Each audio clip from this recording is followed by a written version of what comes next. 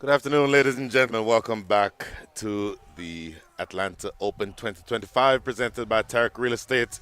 Another high-stakes match here, this one featuring Khulle Sher against the Kingsmen. Under relatively cloudy conditions, but for now the rain that was here overnight has been holding off, and I think we're in for a good long day's worth of cricket.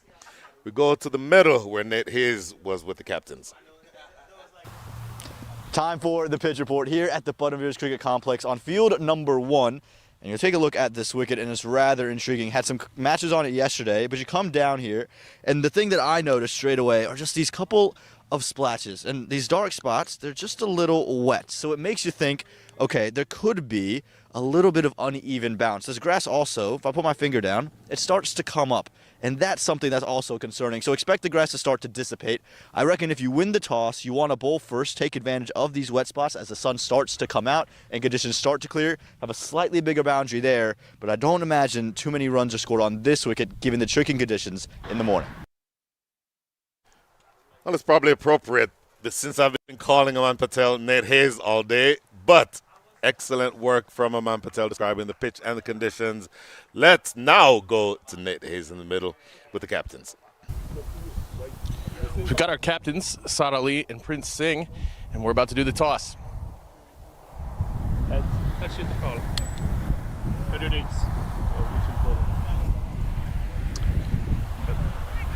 Well, Prince, you chose the bowl. What's the thinking there? It's just we've seen the previous match and what happened, and then we're just looking around and we want to take a different approach today and do bowling first. Great. Well, how do you feel like your team matches up? I feel like we're pretty good. You know, we didn't get a good start yesterday, but we're here to win today, so let's do that. Yep. Great. Thank you. Saad? So, Saad, you're coming off of a really good minor league season. How are you feeling right now? I'm just feeling good. This condition is totally different as compared to minor league. So we just try to build the innings. That's the reason. And if you would have won the toss, what would you have decided? If we win the toss, so we bat first. All right, well, you got your wish. All right, well, that's it. The Khulle Sher won the toss, and they elected to bowl first. So there you have it. Thank you, Nate Hayes. Khulle Sher winning the toss and deciding under very cloudy skies to have a bowl. Aman Patel, what do you think about that decision? Yeah, it's interesting because clearly in the first match you wanted to bowl first given that there were a couple of wet spots and that there was that grass covering that was going to start to maneuver away.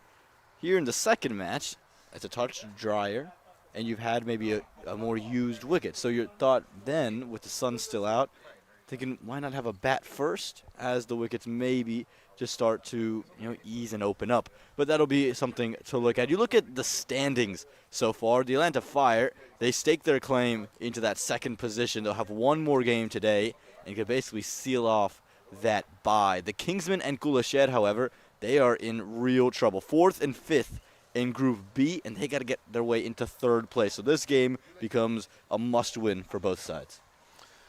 Absolutely a must-win, and I think you highlighted that perfectly. No wins and 2 losses for Khulle Sher.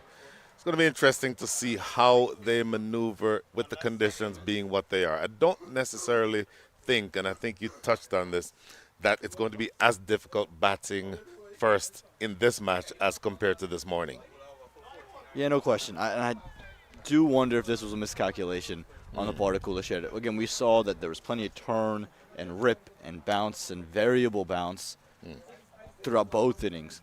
I'm just curious, as you continue to play on this, with the sun still out, for a side that doesn't bat awfully deep, you might just find yourself on the wrong side of this. Well, there on your screen is the Khulle Sher team taking the field. Touched on it earlier. A lot of rain overnight here in the Atlanta area. I say Atlanta, obviously we're about maybe 60 or so miles away from downtown Atlanta. But some rain overnight.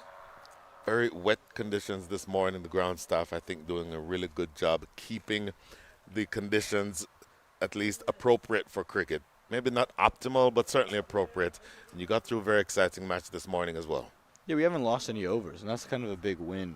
When you talk about a lot of cricket tournaments here in the States, you tend to lose days, you tend to lose overs and games, and the fact that you've had a result is a win. Sure, I'm sure there's sides that would have loved to seen a little bit of a flatter deck and maybe it's less demons in there. But we've seen some 150s chased down over on field 5. Even yesterday on this field, you saw the 125 chased down in 12 overs. Yes. It was an amazing display of batting. Captain Sharon Jahangir of Stallions X along with Sharad Lumba making short work of that. Stallions X this morning having a bit more of a difficult time losing in their match this morning to the Atlanta Fire. Now, those two men on your screen, and I'm not referring to the two umpires, Ravis Balasubramanian and Ehsan Mulay. I'm referring to the two openers, Sharjeel Khan and Ramiz Raja. I'm going to highlight Sharjeel Khan. Lefty, powerful stroke maker. After all this build-up, I hope he doesn't get out early. But he's a powerful stroke maker. He can hit the ball a mile. If it is pitched up, if it is on his legs, he is murderous. So watch for him, particularly watch the length that they bowl to him, because if it is too full, or again, the line, if it's too straight, he can absolutely make you pay.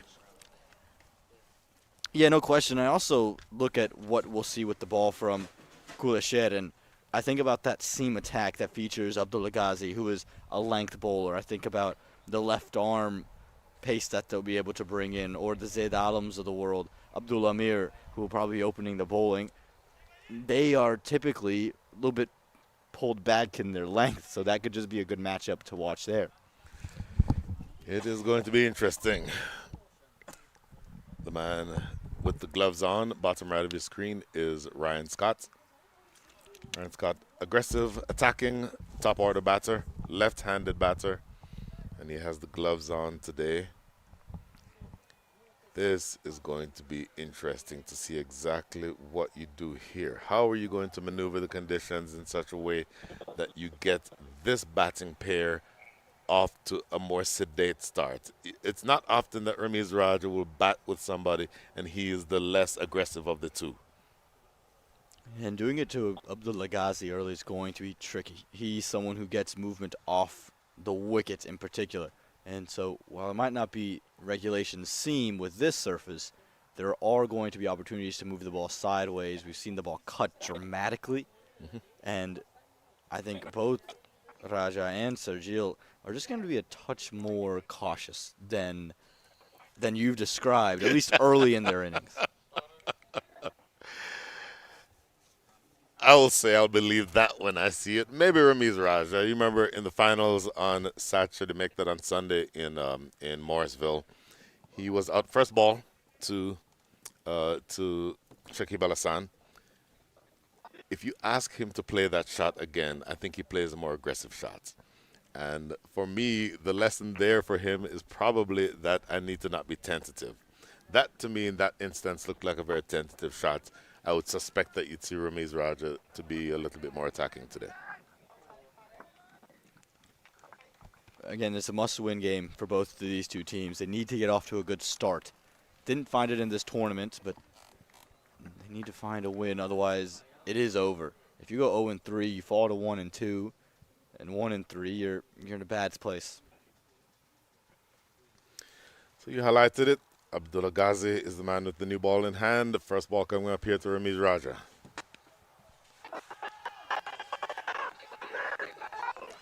Well, they asked the question, immediately turned down by umpire, I believe that is umpire Balasubramanian.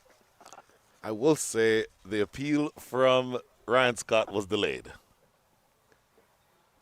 We talked about dramatic movements. You just see it keeps leaving Raja and might have just evaded that outside edge, but this was the length you were talking about and the sideways movement we described. That is absolutely the length. Anything fuller, and both of these batters are looking to drive. Now, that was the length that was drivable, but the line, luckily for Abdullah Ghazi, was a little too wide for Ramiz Raja. And this isn't a wicket you can just get started on. Lahiru Malanta, who's one of the more free-flowing bats, who seemingly is always at a 120, 150 effortlessly in terms of strike rate, took his time to get going on this surface. You have to spend time in the middle. And that'll be, again, a real change of approach from both Raja and Sergio, and a real test of their patience.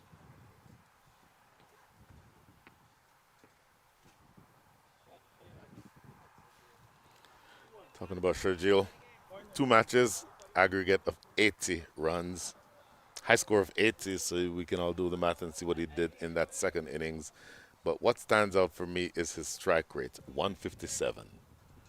And candidly, I was walking back from field number 5 yesterday, and there was a ball rolling in my direction from about 100 yards, and it was a 6 hit by Sharjeel Khan. So it's the first time in a number of years I fielded a ball of mine, and it was off the bat of this man.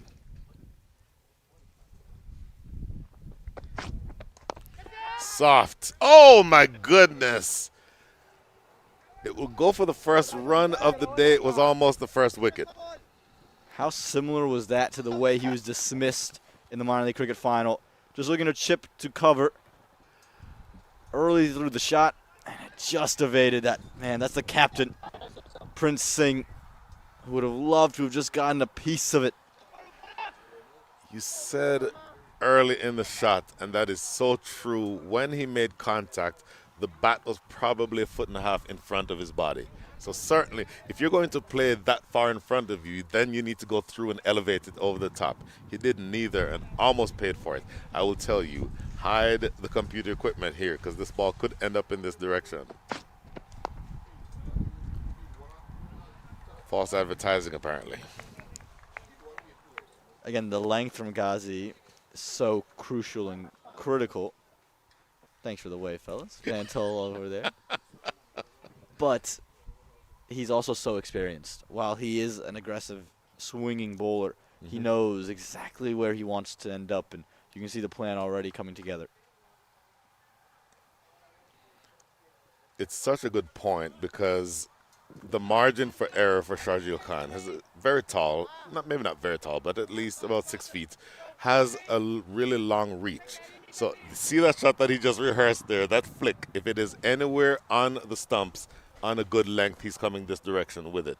So you have to keep that ball outside the line of off stump to him. And that's why Ghazi's coming over the wicket, just continuing to slant it across, change that angle. Oh, catchable. Oh, what a stunner of a catch. Oh, my goodness. First wicket down. Kunwarjeet Singh, I believe, is the one who takes that catch. Sharjeel Khan goes without troubling the scorers. 1 for 1. It's a great ploy from Abdullah Ghazi. Slants across, bigger side to the ground for the left-hander. He took it from wide outside the off stump, and Kunwarjeet Singh has some of the best pair of hands in the country. Misjudged it early, but made up the ground late, and the hands stay under the ball. So crucial. And the first wicket goes, and those big hits, they don't come out the bat of Sharjeel Khan. We'll have to wait another day to see it. It's 1 for 1 at the close of 1.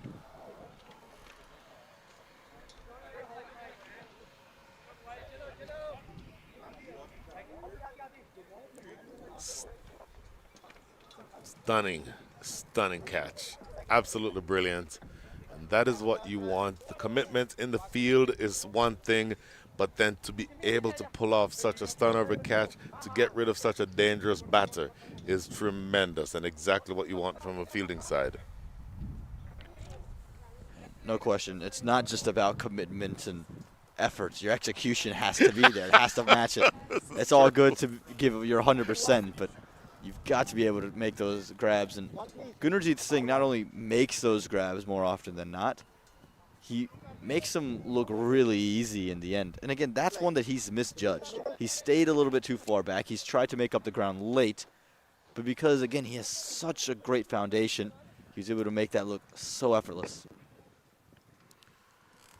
Looking back at that replay again, to me, man, it looked like that ball hit on the toe end of the bat. Didn't quite get it near the middle of the bat. Had that been toward the middle of the bat, then that might have had a different result. But such a big wicket in the context of this game. Last ball of over number 1, getting rid of arguably their most dangerous bat. Ramiz Raja over extra cover to start the second over, and I believe that went all the way for 6. It did. Welcome to the attack, Adi Patel. The young under 21, I thought, okay, a wicket, momentum. And 2 full, 2 wide, and Ramiz Raja never going to miss out. The last time he played a shot like that, he didn't commit. This time, full commitment. It's a similar delivery to the one that he almost served in the hand of the captain at extra cover. But this time it goes through with the full-blooded shot, going all the way for 6.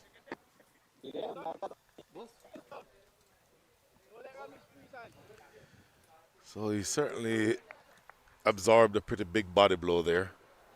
But on balance, maybe with the length or the depth of this batting lineup, you might just feel that, okay, we didn't necessarily want to lose Sharjeel Khan there, but we have enough to still put together that 150, 160 on the board. And here he goes again toward that deep extra cover area for 4 more. I'm not quite sure why we don't see Abdul Amir opening the bowling here. Adi Patel is a good young talent, but he's too full and just doesn't possess enough tricks to really upset the rhythm of Ramiz Raja, who, again, is such a fluid batter. You get him into flow, it doesn't matter what bowler you have at him. Once he sets in, he's almost impossible to get out. Well, 11 runs on the board. 2 make that 10 already of those 11 have come in this over. And you want, from the first 2 balls of this over, no less.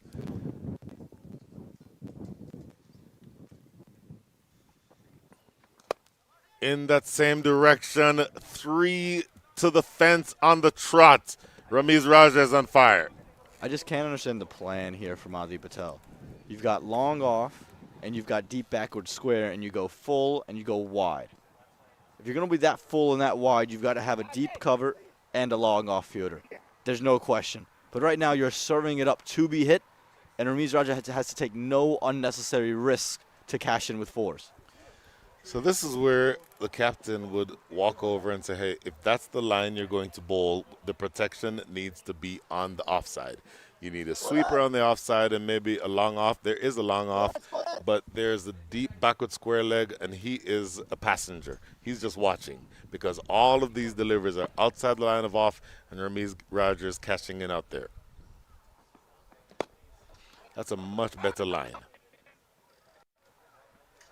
And that's the big key for any young cricketer. When you get pummeled, you don't sit there and just think, okay, it's the batter's doing something extraordinary. Maybe they are, but what is the plan? Are you executing your plan? Is it a flawed plan? Are the pieces in place for you to execute your plan? And clearly, you weren't on the same page as your captain on what the plan was going to be. Well, we'll see whether his luck, his fortunes change to the left-hander. See exactly whether or not he can find the right line. Got the line too wide in my mind to the right-handed batter. Now the lefty on strike. Bang on target here. I believe this is Raghav Satish who's at the crease. Confirm that as soon as we can, but in the meantime, a good comeback delivery. Oh, my apologies. That's going to be Akhtar Shah. Akhtar Shah, lefty, and absorbed 1 dot delivery. Doesn't sound like a lot, but after you've gone for 14 in the first 3 balls, a dot is like manna from heaven. Bang on target again. So he closes out well. Starts expensively, but finishes up with just 1 run from the last 3 balls he bowled. Expensive first over, though, for him. 3 overs in, make that 2 overs in the books, 16 for 1. Atlanta Fire, star-studded Atlanta Fire, one of the favorites.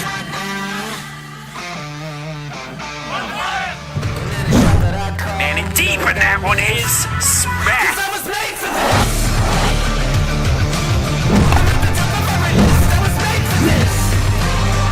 Oh, this one is globbed into the onside, a slow, short ball.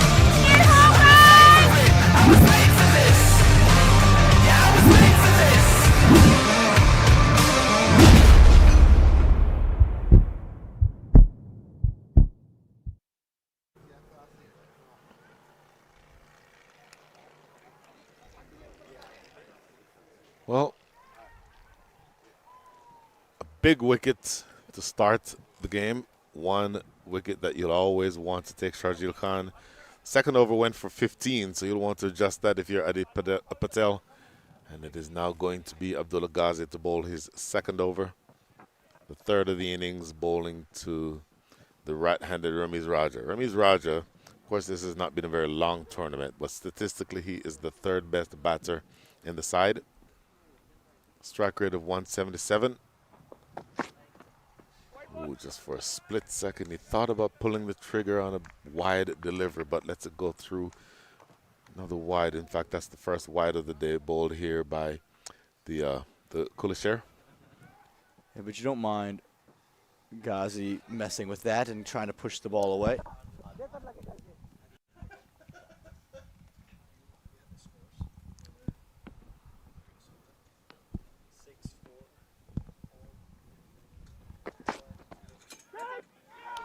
What happened here? Edged and taken. Yeah, great work by Ghazi. Again, his length is so spot on, and that's what makes him so effective. We talked about anytime he's full, Raja's wanting to pounce, but just look at the length, a little movement away, outside edge, and really sharp take at first slip by Saib Malhotra.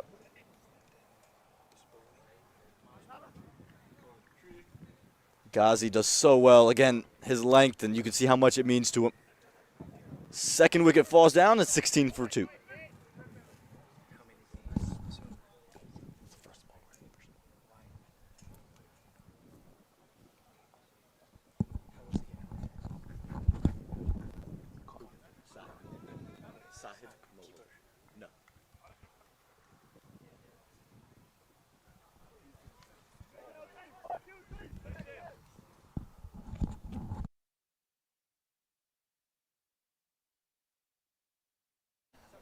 Two top-order wickets is never a bad thing. That's what you've had here, despite a bit of an ordinary start in over number 2. Here in over number 3, second wicket is down.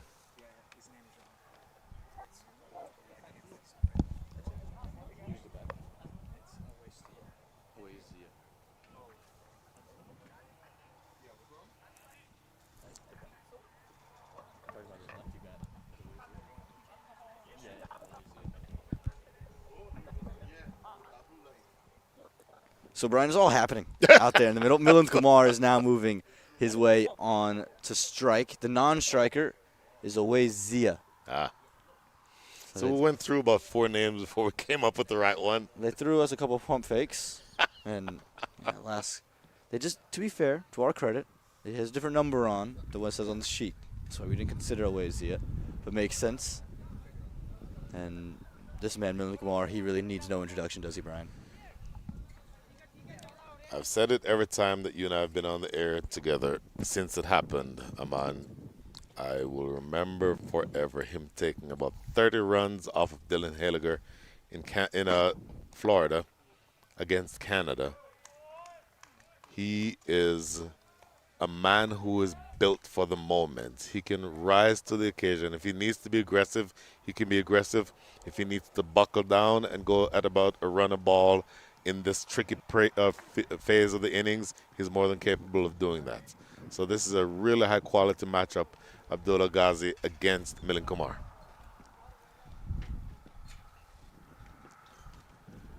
So 2 wickets have fallen inside the power play.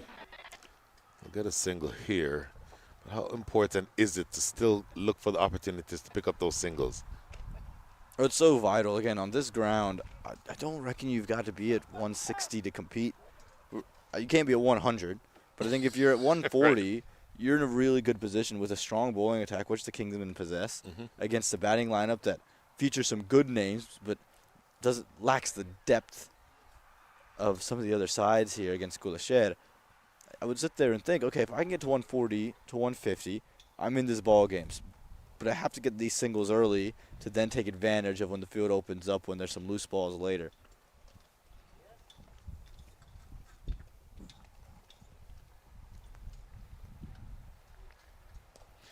It's such an important point because there's not a big gap between 6th and over and 7 and over. 7 and over just means you pick up that extra single. 7 and over from here after that dot ball gets you exactly to 141. If you want to think, all right, this pair is experienced, they can put together a partnership and then start going for shots later on, 8 and over gets you to 158, that same 160 that you're talking about. I don't know that much higher than that is realistic given the conditions, but certainly that could be something that you're aiming toward.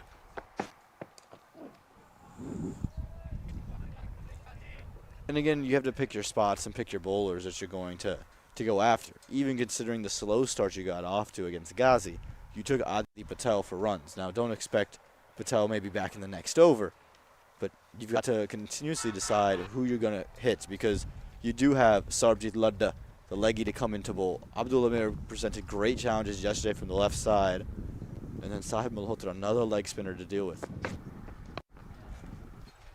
That's good cricket. On the body, just helping it into the leg side for a single. You talk about leggy. You do have a right-hander and a lefty at the crease. Let's talk about what that means at the end of over number 3.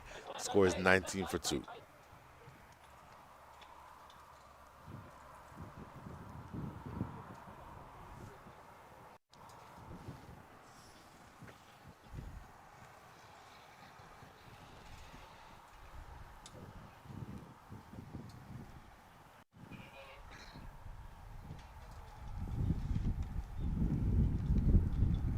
Brian, there's no surprise here that there's been a change in bowling. Abdul Amir is not in the team. He's listed as an impact sub.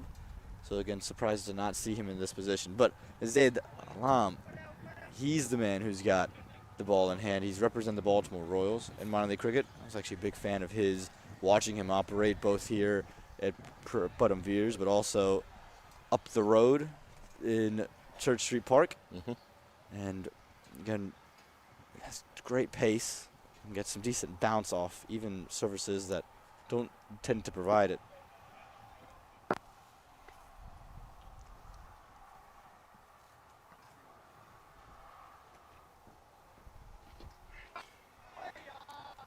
So the question I had asked you is Ryan Scott fails to collect that one. I don't know that that came off the edge, but you mentioned two leggies, Sarbjit Ladda and Saib Malhotra. I think it's fair to say there are different types of leg spinners. One tosses the ball up, that'd be Sarbjit Ladda, and Saib Malhotra is more quick through the air, almost more like Sunny Patel for the Fire. When do you deploy both of those bowlers?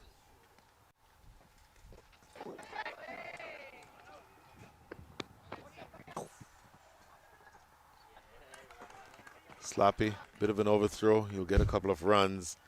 Ryan Scott whipped that glove off and threw that ball like a shortstop with Ricky Henderson going down the first base line. Ooh, all right, Oakland Coliseum. I see you. I do think you'll see the leg spinners probably operate right after the power play. So give it 2 more overs, and I think that's when you're going to start to see Ladda and Malhotra. Well, candidly, this is the first time I've laid eyes on Zaid Alam. That second delivery was rapid. And he's someone who really excites me because he's only 25 years old. So he's one of these guys who's been a part of some high-level stuff up in Pakistan. He's been a part of the PSL. He's part of the Pakistan under-19 team. And if he's willing to stay in and become a domestic, which it seems like he is, second year that he's here, I would think a major league franchise. You're looking at a seam bowler. And possibly if you can continue to develop maybe a national team call-up. Again, it can never be short of fast bowling in this country. Doesn't necessarily run to the wicket. It's more of a trundle, but delivers at such a high pace, at least just from the visual observation. Coming back for the second, took off relatively late, but not a clean pickup in the deep. This is a situation that Milind Kumar and Awazia would have found themselves in times before. Playing in different minor league franchises, they would have been in places where they're up top the order, they've lost a couple wickets, and they just have to redevelop the innings. And here at the Putnam Veers Sports Complex, it really matters, right? Who is out there, and you have to be able to redevelop. And I don't think you have two better guys in the middle that can provide that ask. Driven down the ground. He's not going to run very much here, Milind Kumar, because he knows that that's gone to the fence for 4. Touch too full, but mid-on was very wide for my liking. It didn't feel like Milind Kumar hit that awfully straight. Maybe too straight for a regular mid-on fielder. That mid-on fielder felt incredibly wide and maybe out of position. And just happened to look. I don't think a normal would have got there, but he's not even in frame. To your point, that ball that is hit straight between the mid-on and mid-off usually goes toward the side screen. That was nowhere near. It's the second ball that's zipped through and not collected cleanly by Ryan Scott. Don't think that the bowler will be very happy with it. 9 runs coming from the over. End of over number 3. Make that over number 4. 28 for 2. And zip through. Maybe not quite bouncing as much as Milind Kumar expected, but some serious pace coming behind Zaid. Well, there's the evidence of serious pace because Ryan Scott now seems to have some repair work done to his, probably one of his fingers after that ball thudded into it. Quick look here at the batting card so far. Ramiz Raja 16 from 8 dismissed. Sharjil Khan only faced 3 delivers. Did not trouble the scorers. And it is now going to be Milind Kumar and Awazia to go on.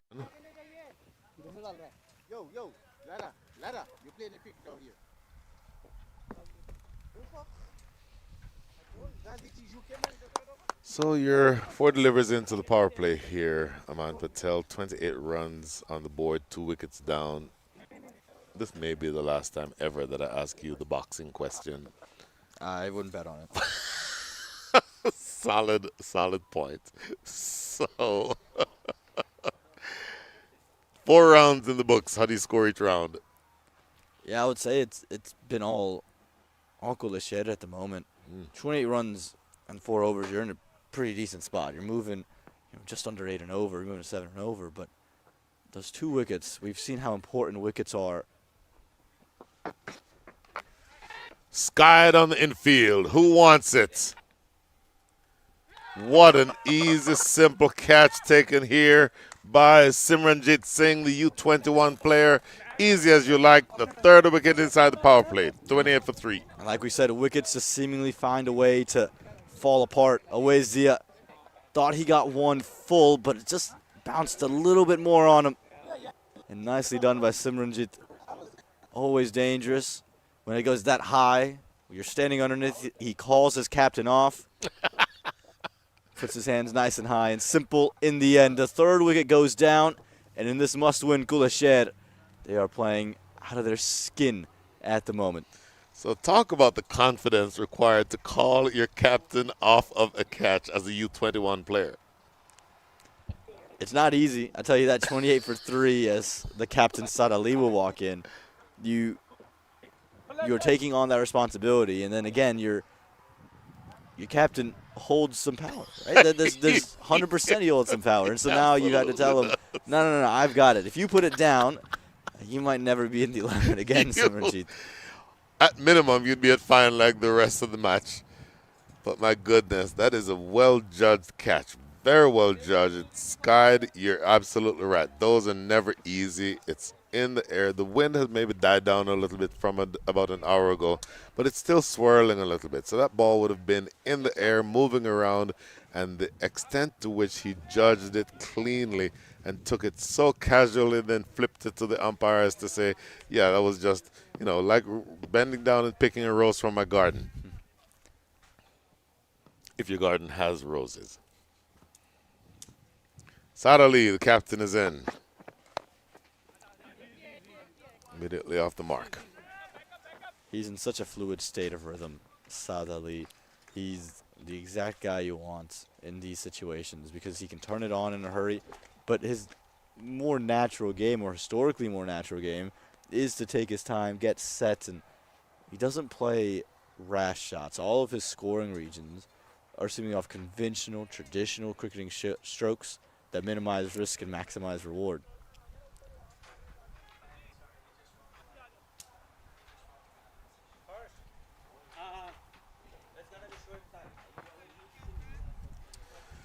Saad Ali, one of the more recent innings that he played was that last match in the Super 8s in Grand Prairie, 75 from 44, going by memory. So that is evidence that he can turn it on if need be. Can bat relatively normally, but to the extent that when you have the opportunity to push on if you need to, he does have that gear also. And again, batting with Millen, another individual who can churn through both gears. And when you talk about pressure, you want folks who have been in those moments to be in that situation. Well, the Kingsmen are under immense pressure. Millen Kumar. Something about his technique that just makes it appear that he has so much time to play his shots. That ball bounced relatively awkwardly on him, just still angling the bat, getting on top of the bounce, and then still getting a single out of the deal. Just a really, and I said this yesterday when Unmuk Chand was batting, and I think I jinxed him. But he's very easy on the eyes. Absolutely love to see them both bat. Milind Kumar led the Ranji Trophy in runs back in 2018. So he's got plenty of confidence and plenty of scoring options.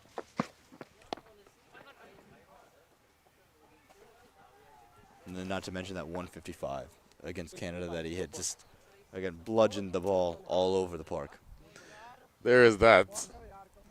And Dylan Hilliger will not in any way forget that game anytime soon, probably to his detriment, because the better he would like. Oh, no ball. Did I miss that? A no ball and no free hit. My apologies. Missed that live, Aman Patel. Late signal as well. And not ideal for Khulle. I should mention that they're probably at the well ahead. You take 3 in the power play, and you're thinking, okay, we're in a good spot. But when you have a Kingsman batting order that's as deep as it is, that you still haven't seen Hassan Khan out of. Muhammad Ilyas provides you a lot with the bat as well. Ziel Huck's been in insane form, along with Aryan Satish. Yep. Well, you've got to contend now. And you give away pressure like this, well, you'll be in trouble. Skied. He'll probably let this land. He does take the catch, but obviously with it being a free hit, just a single. And the one name that you did not call in that middle order actually has scored test centuries, Nkrumah Bonner, who is going to be part of the middle order, and is somebody who, while not currently in the West Indies setup, has that pedigree. And that's why for Khulle Sher, you cannot take your foot off the neck. You can't take your foot off the gas either, because there's so much depth. And with the Khulle Sher, they just lack the same kind of batting depth. So you don't want to be chasing out anywhere upwards of 150. Fluid, languid, absolutely brilliant. But they're in a bit of trouble here. Long batting lineup, as you talked about, Aman, but currently advantage, I would think, goes to Khulle Sher. End of over number 5, 34 for 3.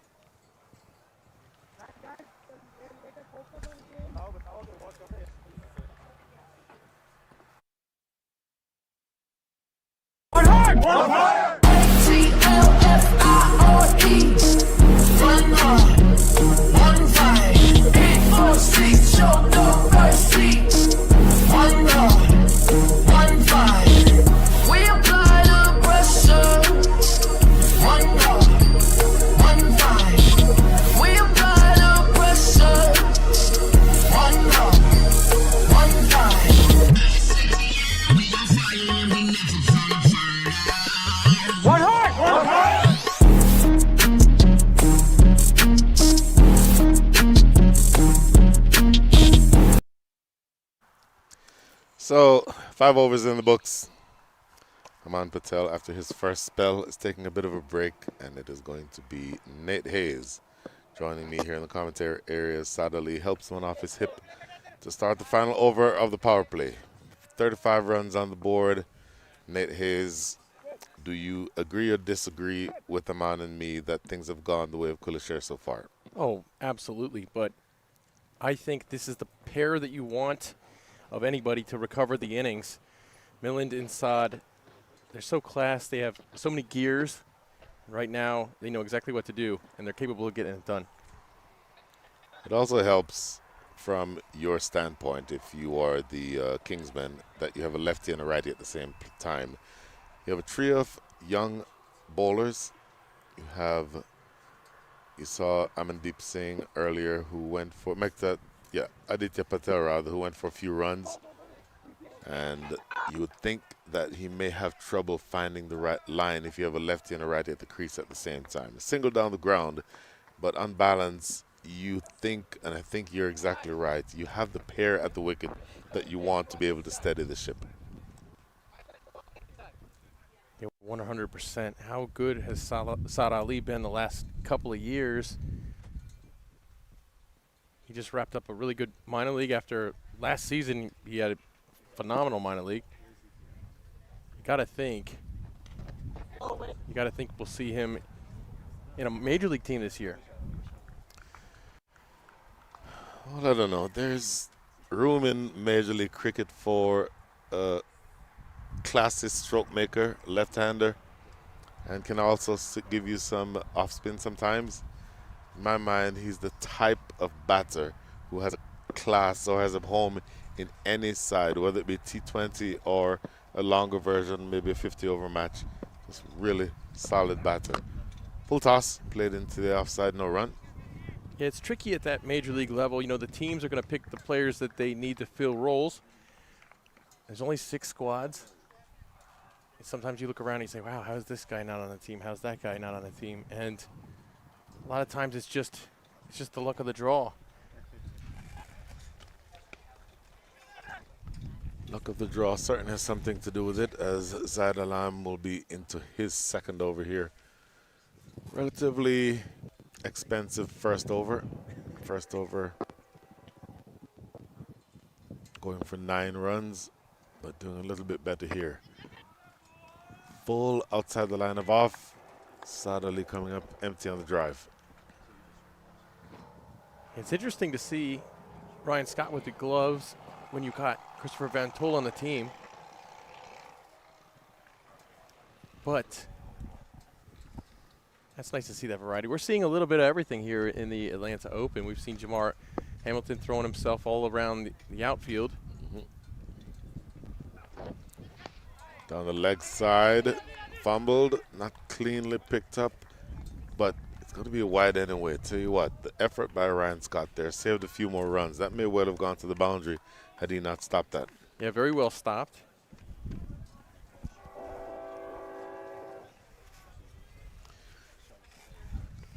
So you mentioned Christopher Van Tol. For those of us who are not familiar with him, and that would include me, maybe after the over you let me know a little bit more about him as a keeper. That's driven through the covers. Will that have the legs to go to the rope?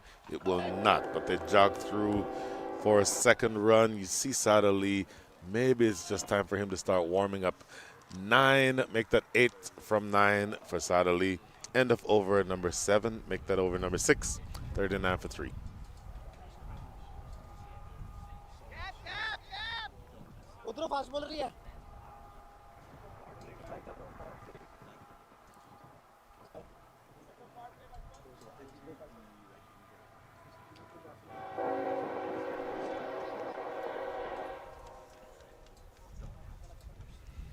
So end of the power play, 39 for 3. I think you might have some leg spin in your near future. Pay attention to that as we get through the next couple of phases of this match. Christopher Van Tol, tell us about him. Well, he's not in the 11 today. He's listed as a sub, but very tall wicketkeeper. Played a lot in the East in minor league until this year. Had previously played for the Philadelphians. Opening batter. He loves to use his length when the spinners come in. And I'll tell you what, he's gotten, I can't tell you how many games I watched in minor league where he got off to a good start in the 20s, and you're thinking this guy's going to score huge, and then bad luck occurs. Well, this past season he converted a couple innings into 50s, but with the gloves he's a lot of fun to watch because of the fact that he's not built like your typical wicketkeeper. He's tall, his legs are long, but he's very good. He's got great reach, great ability to move. And, you know, we saw a game this season where he fields a ball from the deep and bounced past it through his legs to onto the stumps. It was like watching the Harlem Globetrotters. So he's very exciting. I got to tell you what, though. I think Ryan Scott's done quite well with the gloves back there. He has. You saw that save that, in my mind, at least saved 4 runs. Have a couple others that he didn't collect cleanly, but for the most part, he's been creditable behind the stumps. Now, changing strategy here for the captain. For a split second, he thought about going to the leggy Sarabjit Ladder. We were talking about him earlier, but they've made a change and now gone to Simranjit Singh, the U21 player who took that spectacular catch earlier on. Now coming in to bowl from the southern end of the ground. Bowling to Milind Kumar.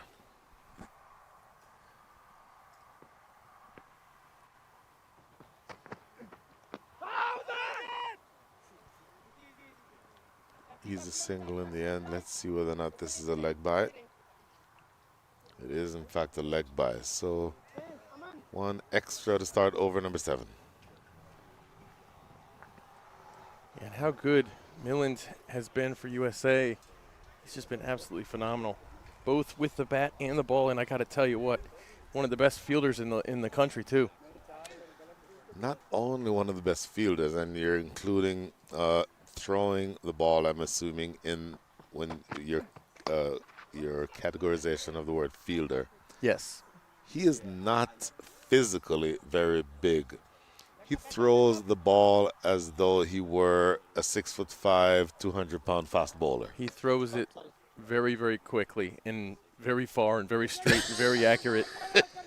I can't tell you how many times I've seen him make a throw while he's on the move at the boundary, collecting the ball and just zip it in all the way to the other end from a position like long off or long on, and it's just crazy. They look for 2 here. They took off. The coaches will say run the first one hard. Oh, absolutely tragic. You'd not think that 2 batters of this repute would get caught up in such a horrible mix-up, but that is the end of Saad Ali. Oh, what a job this was. We had, as we said, the 2 batsmen you would want for the situation out there, and now one of them's going to have to go back. This was the time to recollect the innings and keep your wickets, and that's not what happened. You like the fact that they ran the first one hard. What you like less is the lack of communication between them in deciding whether or not to go for that second run. Milind Kumar was happy with 1. Saad Ali was pushing for the second, found himself halfway down the pitch when that throw came in from the offside, and that is absolutely tragic. Don't ever want to lose your wicket by way of a run out, but this one, boy, you'd have to think this was avoidable. It was 100% avoidable. Just a mismatch of intent between the 2. So you're just 8 deliveries out of the power play. You've already lost 4 wickets. Yes, you bat deep. Yes, you bat long. Yes, you just have a former West Indian Test player now coming to the wicket, Nkrumah Bonner.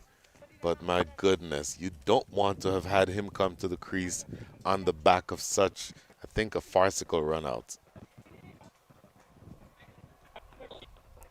Absolutely.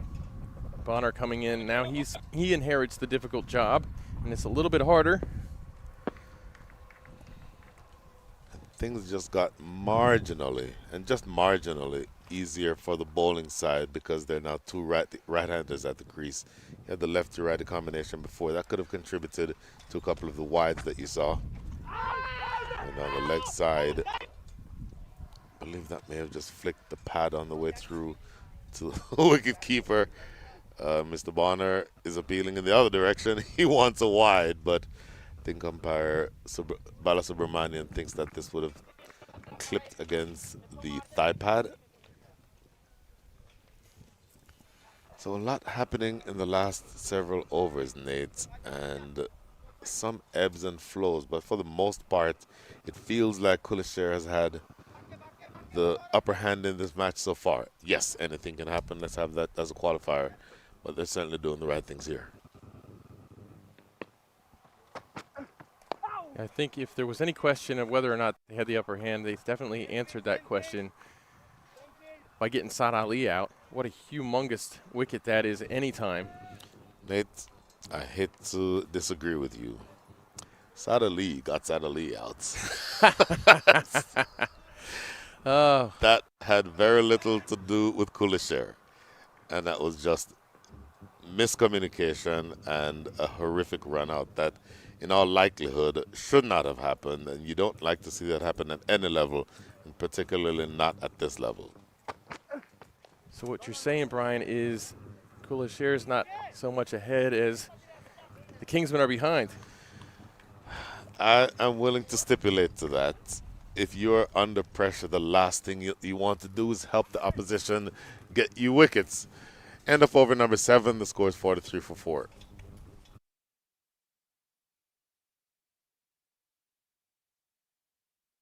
The annual Atlanta Open T20 tournament returns October 7th to 12th in Atlanta, Georgia. Presented by Atlanta Fire Cricket and Tarek Real Estate, 12 teams packed with the best domestic and international T20 talent will be on show. Catch live action on the MLC Network, Willow Cricket, and T Sports.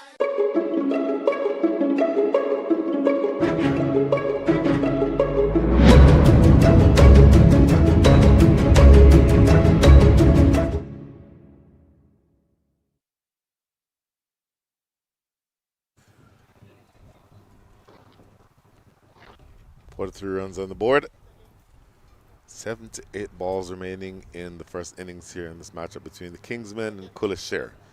As a reminder, if we look at the standings of where we are, Khulle is at the bottom of Group B. They played 2, not yet won 1. The Kingsmen are just above Khulle in Group B. They've played 2, they've won 1 and lost 1. So the winner of this match, if you ignore net run rate for just a second, will move into a tie for that last spot. But as you heard Aman Patel say earlier, this is not going to be enough. You need, first of all, the loser of this match probably does not have a chance to advance in the tournament. Sarabjit Lada is the man on strike, the man with the ball in hand to bowl over number 8. And at first delivery here, Nate Hayes could easily have resulted in another run out. Absolutely, what a disaster that would have been. Yeah. But you can see Khulle. Oh, my apologies. That is Amandeep Singh, who is bowling from the northern end of the ground. I'm sorry, I interrupted your thought. Finish, please. I can't remember what I was saying. No, I'm just kidding. I have no idea what I was saying. No. I think, yeah, looking back, this Khulle team lost their first game of the tournament against Atlanta Lightning. Lightning looked absolutely unstoppable.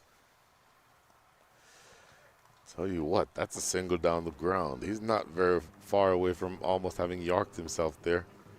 Milind Kumar looking to attack the youngster. Amandeep Singh is a U21 player, so relatively inexperienced as compared to Milind Kumar. Almost got the better of him there.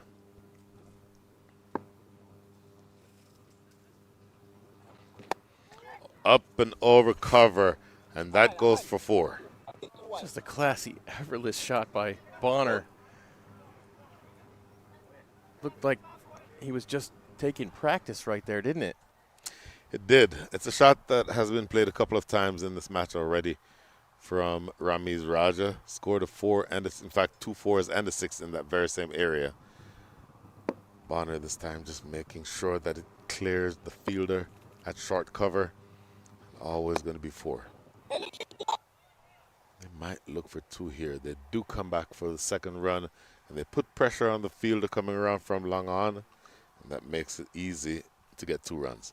The hands there from Bonner. just nudging that along at just enough power to get 2. Just fully under control, isn't he?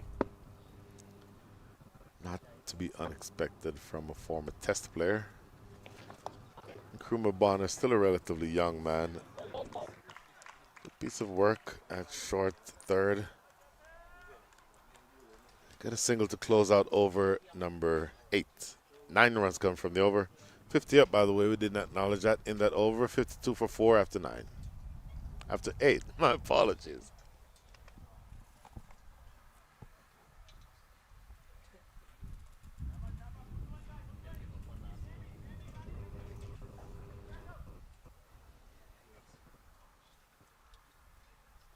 Well, you see Ryan Scott there. He didn't play in that first game. Khulle played against the Lightning. It is something else when you got Ryan Scott in your squad and he's on the bench. But that is how deep this tournament is. This tournament is just like a who's who of cricket here in USA in Atlanta. And I'll tell you what, you can't underestimate, after you watch this, after you come here and you see all this talent all together in one place, and you follow minor league and you follow the Atlanta Open, you can't underestimate how good our cricketers are here in the USA. You can't. Probably some measure of the depth of cricket in this country that somebody like Ryan Scott does not yet have a space on a major league team. Ryan Scott, left-handed power hitter, not very tall, but hits the ball really, really hard, strikes it a mile. And I'll tell you, you've seen the effort from him. I saw in Prairie View 2 or 3 seasons ago now. He scored 100 in maybe 65 or so balls. Absolutely clean ball striking then. Well, for a period of time, he had the minor league record for the fastest 100. That may be the one I'm referring to. Yeah, he was speedy. I think it has been since matched or broken. I know it's been since matched at least by Obis Pinar. Since then, I'm not sure who now is the current record holder, but it just goes to show you what he's capable of.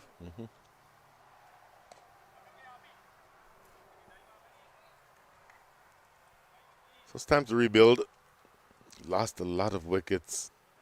Yes, you wanted Milind Kumar and Saad Ali to bat together for a long time. That opportunity has gone away, but you do still have Milind 12 from 14 and Bonner now 10 from 9. And they have the opportunity to put together. You'd want for them ideally to bat through maybe the 13th, 14th innings, over rather. And you want to see whether or not they can accelerate past that stage. Another dot ball fizzes into the gloves of Ryan Scott. Well, Brian, as a big baseball fan, as someone with a baseball background, when you said 13, 14, you know how many times I have to keep myself from saying innings when I'm talking about overs? Yeah. I feel you there. Maybe I'm rubbing off on you. That may well be the case. Short delivery. That is not one that you can bowl to Milind Kumar very often and get away with it. I didn't get away with it there as it went all the way for 6 runs. And Milind right now on top of a run-a-ball rate. Boy, that ball was there to be hit. It sat up and begged. Not a lot of pace in the wicket, and that ball bounced no higher than maybe waist height. And a batter of Milind Kumar's capabilities is not going to in any way be threatened by that type of ball.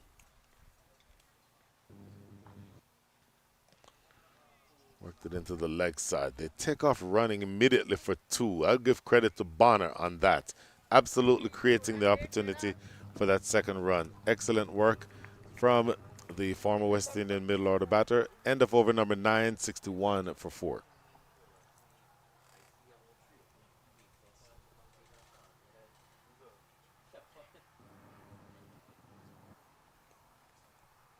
You just saw a lot on your screen there.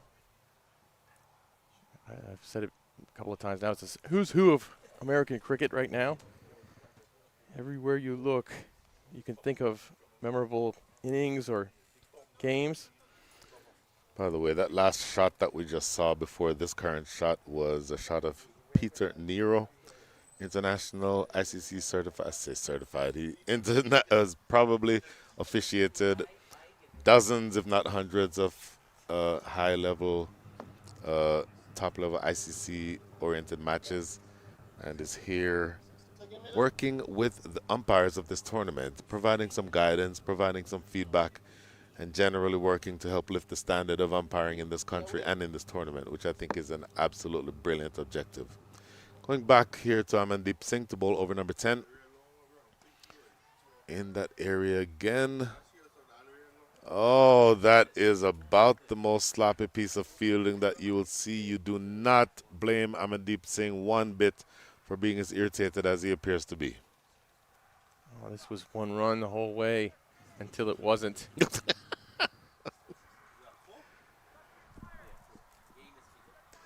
Yeah, that I don't know necessarily that it's the misfield that irritated Amandeep Singh. It is essentially the not appearing to have any sense of urgency to try to get the misfield and having it trickle over the ropes for a boundary. And then we'll make that a wide bowled here by Amandeep Singh. Yeah, you know, every run is valuable right now. And that's 3 more they could have had to not have to chase down. Dragged it into the gap. Oh, what an absolutely brilliant save in the outfield. Well, 2 different times in this over, you've seen the 2 different spectrums of what fielding looks like. That is Agni Chopra in the outfield, who dove and prevented a certain 4 runs. Actually, it's Sahib Malhotra. Ah, okay. And he has some big mitts, let me tell you. He's got some big hands, and he stopped that one with one of them. Driven down the ground. This may get close to the rope. Won't get there. And I just realized in my defense that there are 2 number 3s on the roster, which is unfair. There are 2 number 3s, and Brian, you are the one guy I know who really pays attention to whose number is what. So this is why you can't have 2 the same numbers in the same team. That's exactly why. What is Virat Kohli's number? 45. I cannot tell you the number of youth tournaments that I commentate on where there's like 5 number 45s on the roster. It is so annoying. Let me get off my soapbox. That's a single down the ground. Oh, my goodness. Anyway, so back to where we are now. 70 runs on the board with 2 balls remaining in over number 10. Maybe a little bit of stabilizing of the innings by this pair. Nkrumah Bonner and Milind Kumar looking to see whether or not they can set themselves up for a launch later on. Overall scoring rate is actually not very bad, Nate Hayes. 7.22. The projection there would be 144. Yeah, and that 4 to start the over. Really didn't need that. Didn't need that at all. This is now the last ball of over number 10.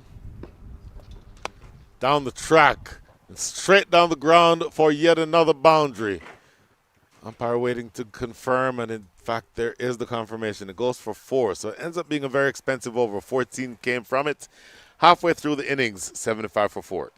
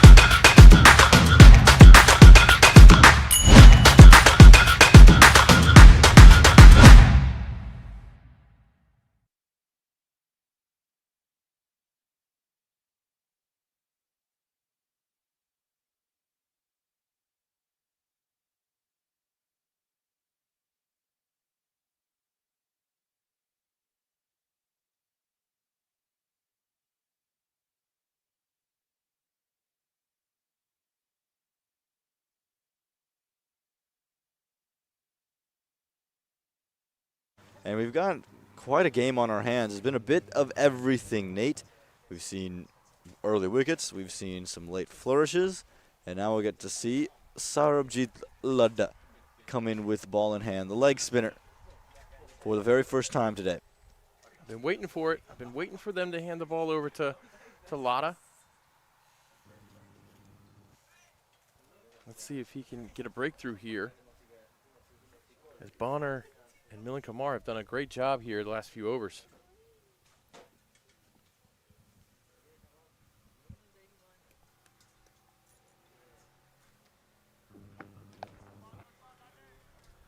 Milland is so quick out of the blocks there. Milland would have seen a lot of Ladda when they both were in the East for minor league cricket. Of course, Kumar as a member of the Philadelphians, Sarabjit Ladda as a member of the former DC Hawks franchise. Yeah, now Ladda in the South and Milland himself in the Central. So there's movement all the time in minor league.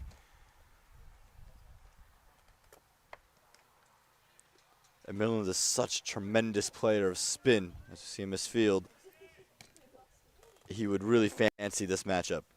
Oh yeah, absolutely. I think this is really good for the Kingsmen to have Milan Kumar in right now, just to navigate these innings. In the meantime, he gets his eye in, and then if you can get past that 15th over or so and Milan's still in the middle, you could expect some serious damage.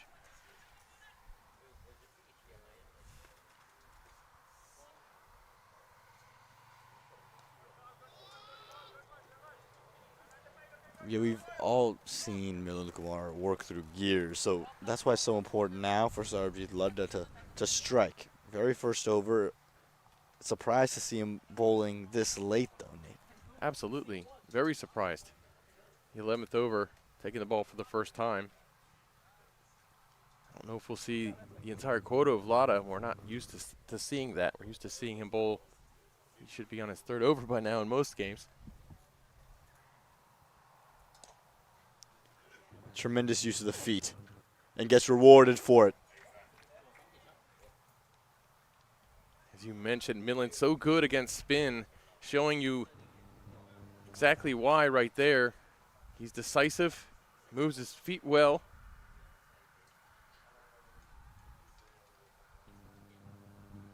And you will have seen some phenomenal spin with Team USA.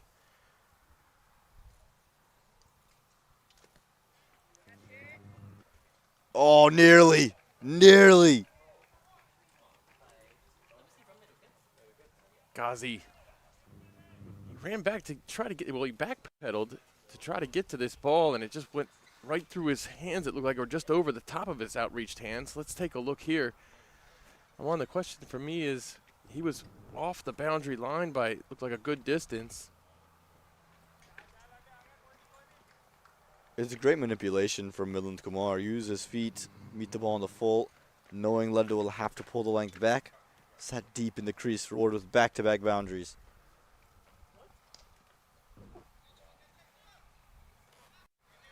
And maybe this is why we haven't seen a lot of Sarabjit Singh. First over expensive, just 14 he's conceded. Don't see that too often. It's 89 for 4.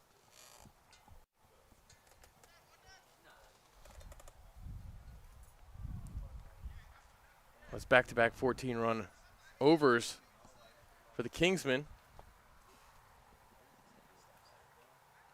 As they really put it into the next gear here. You can take a look there at the towers. 9-9, 14-14. Not too often we've seen at this ground multiple, or at least consecutive, 14-plus run overs, Nate. We haven't seen it in the game that we did earlier today, that's for sure.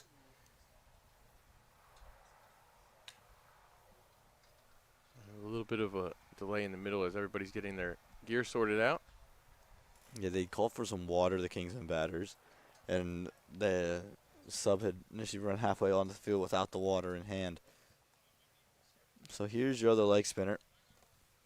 Malhotra's got the ball. Again, it just feels so late to be bringing on your two premier leg spinners for the very first time. Yeah, 100%. Especially, you know, you do have the two righties out there in the middle right now. I can understand maybe waiting while Saad Ali was in the middle, but it's been a few overs since then. God, Milind Kumar is just a rocket. He runs so well. He really does the little things very well. You have no real pressure right now on the Kingsmen. They haven't faced a dot ball since the 9th over.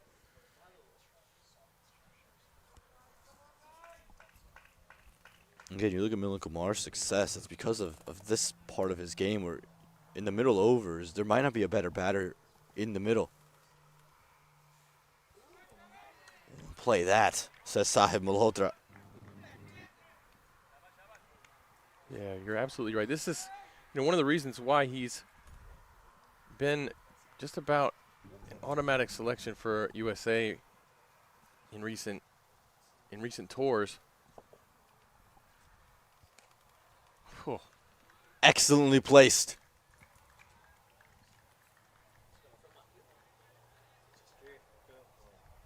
Just on cue right there after I talk about how he's been so reliable for USA.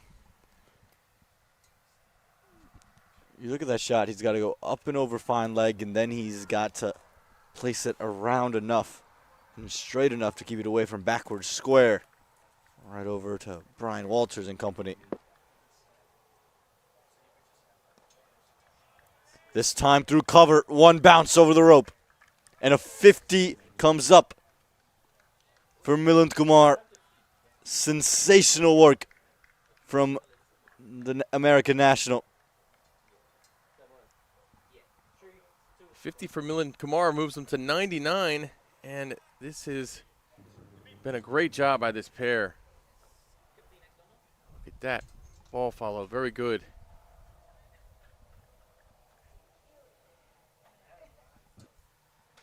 Just such a pretty shot.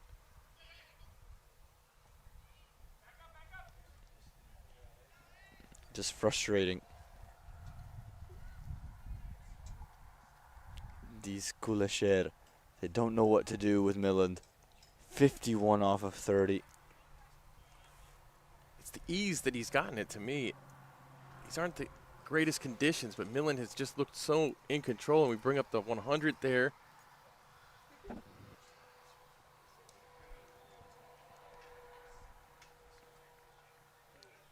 Milind Kumar pushes for the second run.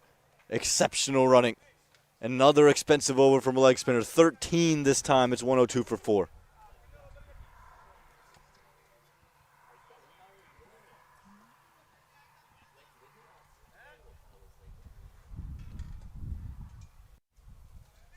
The Kingsmen really over this game. After falling behind there with that, when that 4th wicket fell, things were looking really hairy. Yeah, Khulle Sher would have felt really ahead of the game. 3 wickets in the power play. You run out Saad Ali, who is the most in-form player. And now Milind Kumar. Again, this is why you didn't panic if you're a Kingsman fan, because he has so much experience, but he also just seemingly is a big match player. And when the moment gets bigger, or when there's a bigger collapse, he seemingly is always able to put his hand up. Just a complete cricketer. We'll see him probably with the ball in the second innings, or we're likely to see him with the ball. We'll definitely see him make an impact in the field. He always seems to. Yeah, talk about his impact in the field. Directly think about USA-Pakistan and what he did in that super over. Yeah, he's something special, that's for sure. Simranjit Singh.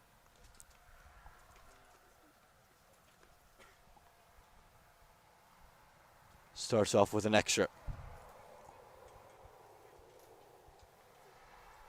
What is the formula here for Khulle Sher? What do they want to keep the Kingsmen to? Well, you've got a long way to go. I think they're on their way to a score bigger than they would have wanted them to keep them to. Cheeky, innovative, and productive for Milind Kumar. Just a crafty shot. by Millen, and this partnership just does not look bothered. They just do not look bothered at all.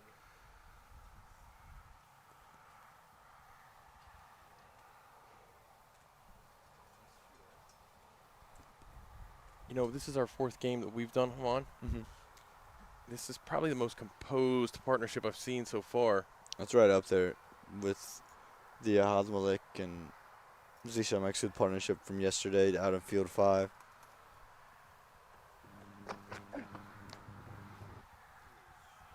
Beats the infield.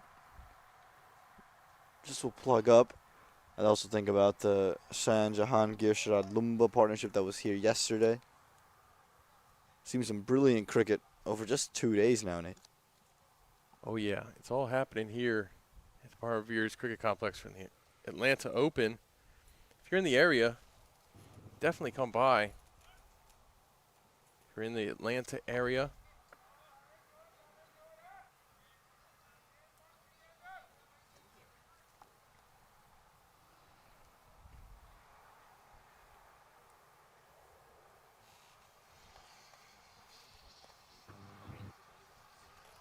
Simmerjeet's first over went, I think, around 4 runs.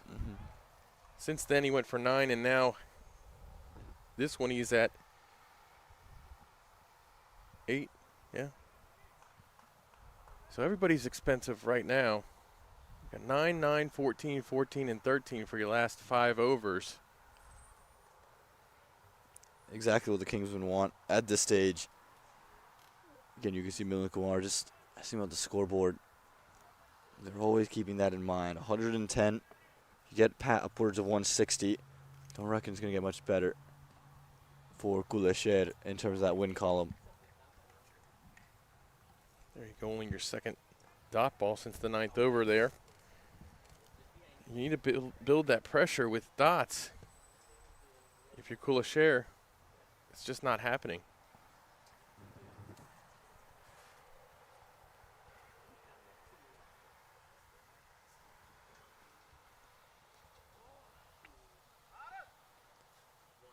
Wrong end.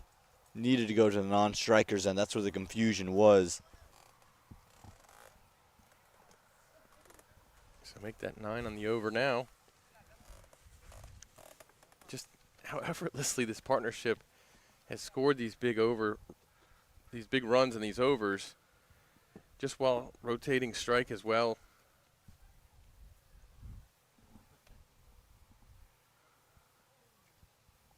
It's just so odd to just see the 1 over of Sarbjeet Ludda as well. I know he went for 14, but you just reckon someone of his caliber, even if he has 1 bad over, he warrants another look. Well, you need wickets right now to slow down this partnership, to break this partnership. You need wickets. It's the only way I think you're going to get the run rate down a bit, as these two just show signs of heating up more and more. And I don't know if there's anybody that takes wickets better than Sarbjeet Ludda. Close with 13, 113 for 4.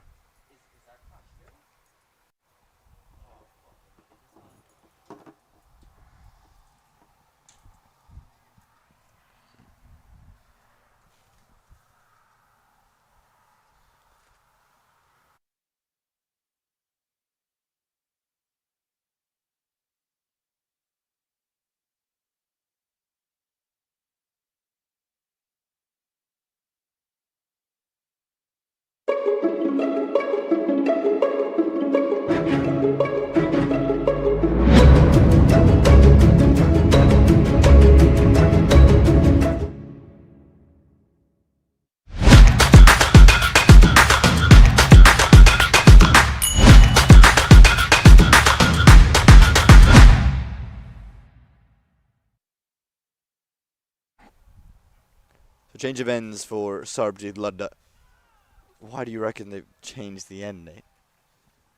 Probably, well, it's quite possible that Sarbjeet Ludda asked him to. Well, he is particular about his ends, but I think they just want the bigger ground, the bigger side of the ground for the righties to have to attack.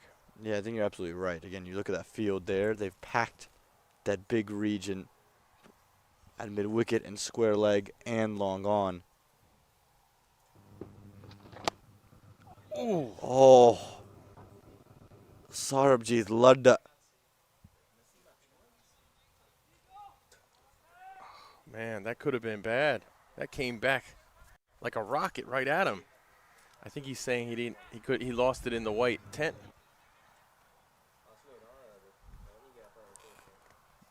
This was an absolute rocket. And just had to try to get out the way.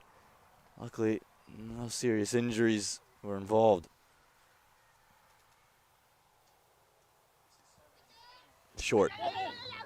Run out.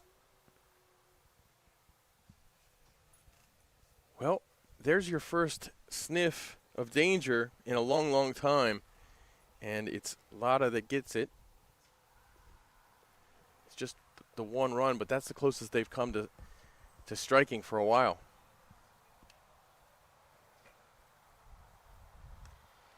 Fielder. He just comes around, cuts it to one. Great adjustment here from Sarabjit Ladda in this over.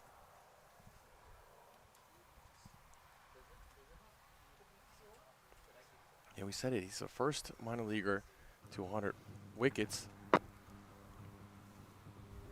Just takes them with such great regularity.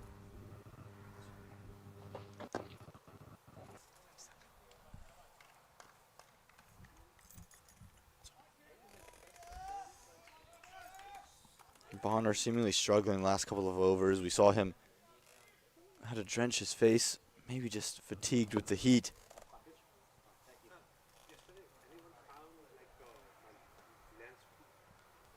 Fortunate to get any bit of bat on that. Did not pick it at all. Well, Lamont, that's the number one way to get out to Sarabjit Ladda is to try to come down the pitch. How often do we see the ball turn away from the batter and into the hands of the keeper? When people try that, that's danger. You're into dangerous territory when you're doing that. Yeah, that's why Milind Kumar will just go have a word with Bonner now. Just tell him not to leave his crease. That's what Ladda wants. He's trying to promote that movement, that shuffle down the track.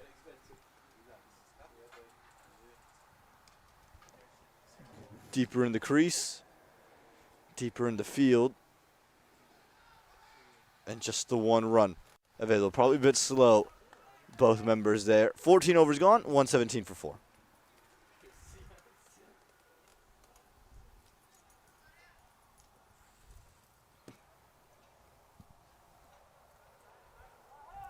Well, there you go. That's how you bring some pressure back.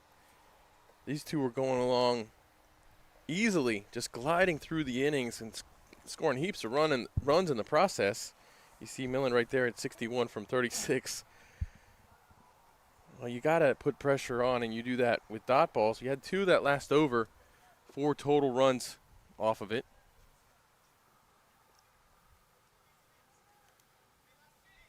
But is it a little bit too late with Milind's eye in the way that it is? It's not too late until this over is bowled. And the reason I say that is you now have built some pressure, but you need someone to maintain it or at least capitalize on it. So who is that option? Do you go to one of your seamers? Do you look at Zaid Alam? Do you go to Sahib Malhotra? Are you willing to bowl Abdullah Ghazi's last here? You need to be able to break this partnership, and you need this over to be well executed. Yeah, and I think you want to keep Kingsmen under 150 if you can. I think that even that's a high score. But at this phase, I think if you go from 117 for 4 at 14th, at the end of the 14th over, and you can limit them to under 150 at the end, I think you'll have done something special, or you'll have done pretty good at least. Just a change of end for each leg spinner. Intriguing decision. Why is Malhotra going to be more successful this end compared to where it was last over? Well, maybe we'll find out. I think Sahib is going to put a little more zip on it. And because of that, I think you're more likely to play him to the offside. That's the bigger side of the ground here from this end. Maybe even implore batters to try to get across and be late or let that ball bounce over the top, given his extra zip, extra height.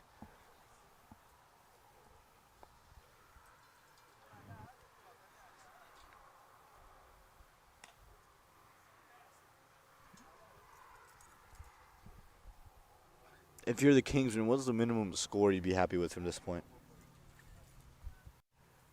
I think if you're the Kingsmen, I think you want to get to a 160.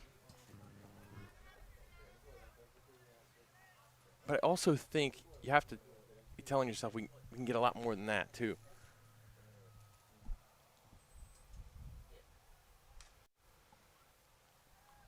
And this is what we're talking about, the way Malhotra's touch shorter but quicker.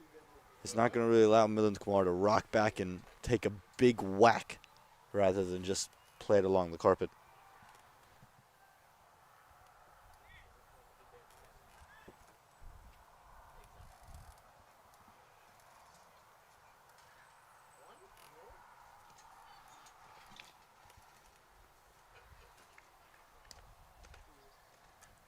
Really solid partnership that's just continuously churned through the runs.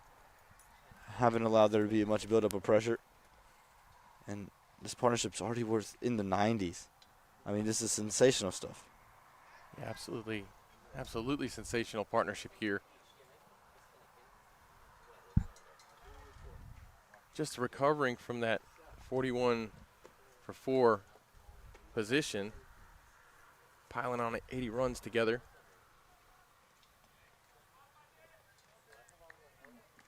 Bonner wanted a wide. Bonner's unhappy. It was close. I give you that.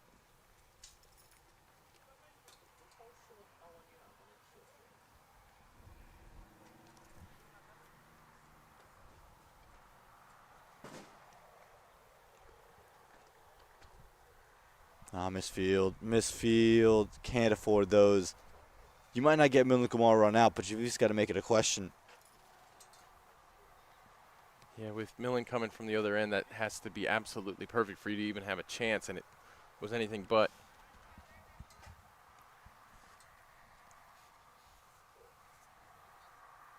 You gotta love those soft hands from Bonner to play that there and know that he had enough time. And just maneuvering, just working their way through. 6 runs from over number 15, 123 for 4.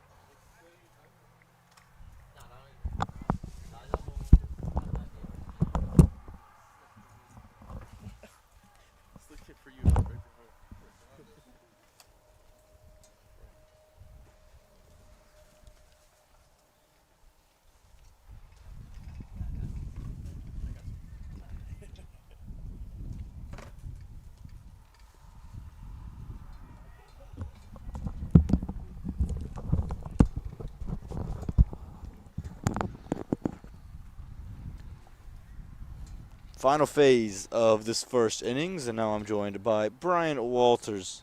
Brian, 123 on the board for the Kingsmen. What's the minimum you're looking at? The current run rate is 8.2. That translates to a score of 164. But you remember about an hour ago, you and I were talking about 164 as though it was the upper end of what they could get.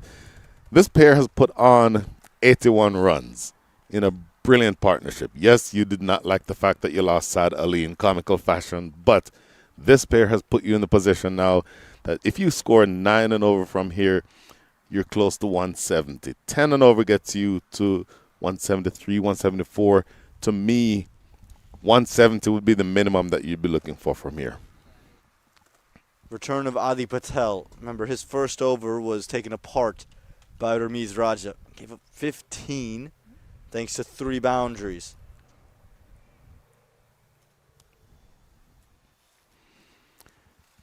Well, Bonner and particularly Milind Kumar will need or want to remind him of that first over. And I would not be surprised if they were to look ultra aggressive here. Good running between the wickets for these two. Yeah, tremendous stuff from Milind Kumar and Bonner. Their communication has been absolutely sensational. It has been, and I hate to keep picking on Sadali. The running between the wickets between these two has been crisp. It has been assured as compared to that run out that you had with Sadali.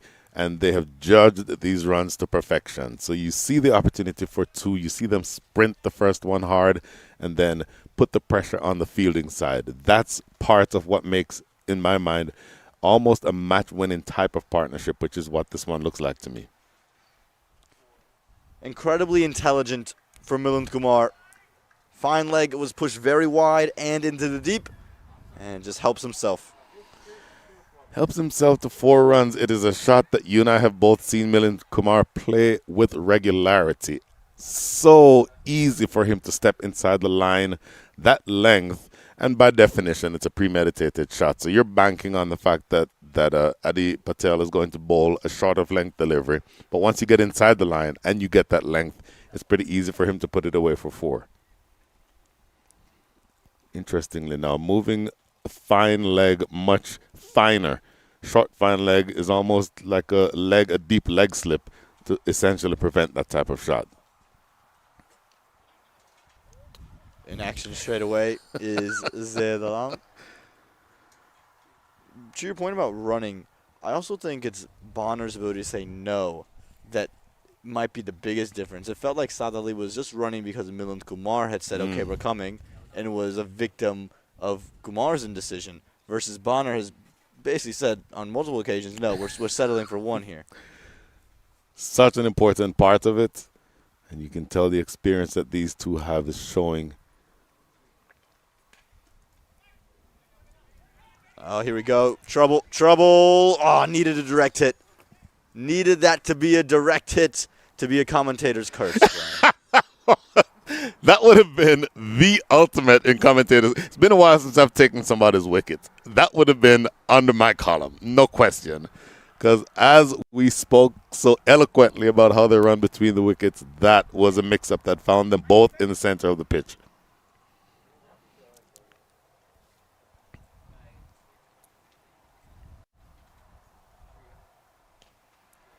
Excellently carved. Brilliant from Milind Kumar. How easy on the eyes is that? Saw that there's nobody in the deep on the offside and opening the face, getting it over the side, over point. See right there on that replay, opens the face, elevates the ball over backward point for one of the easiest boundaries that he's had all day. Moving well into the 70s. 74 from 42, 8 4s and 2 6s, Milind Kumar.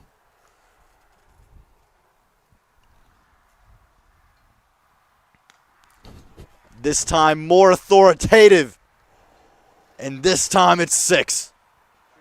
Planting that front foot and going big down the ground. Look at this strike. Clean as a whistle. Maybe one little shimmy to get closer to the pitch. But that goes right over the top. Had there been a long on, very, very straight, he might have been with a chance. But this is a clean strike from Milind Kumar. And that goes for 6, number 3 for him. Close of over 16, it's 141 for 4.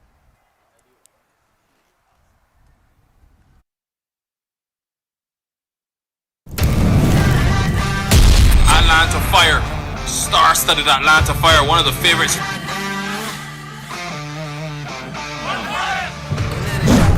Man, deep, and that one is smack.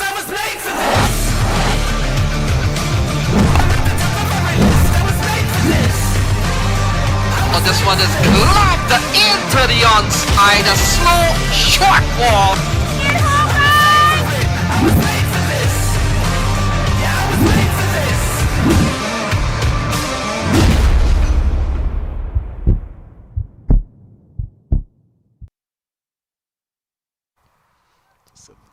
Simranjit Singh to bowl over 17.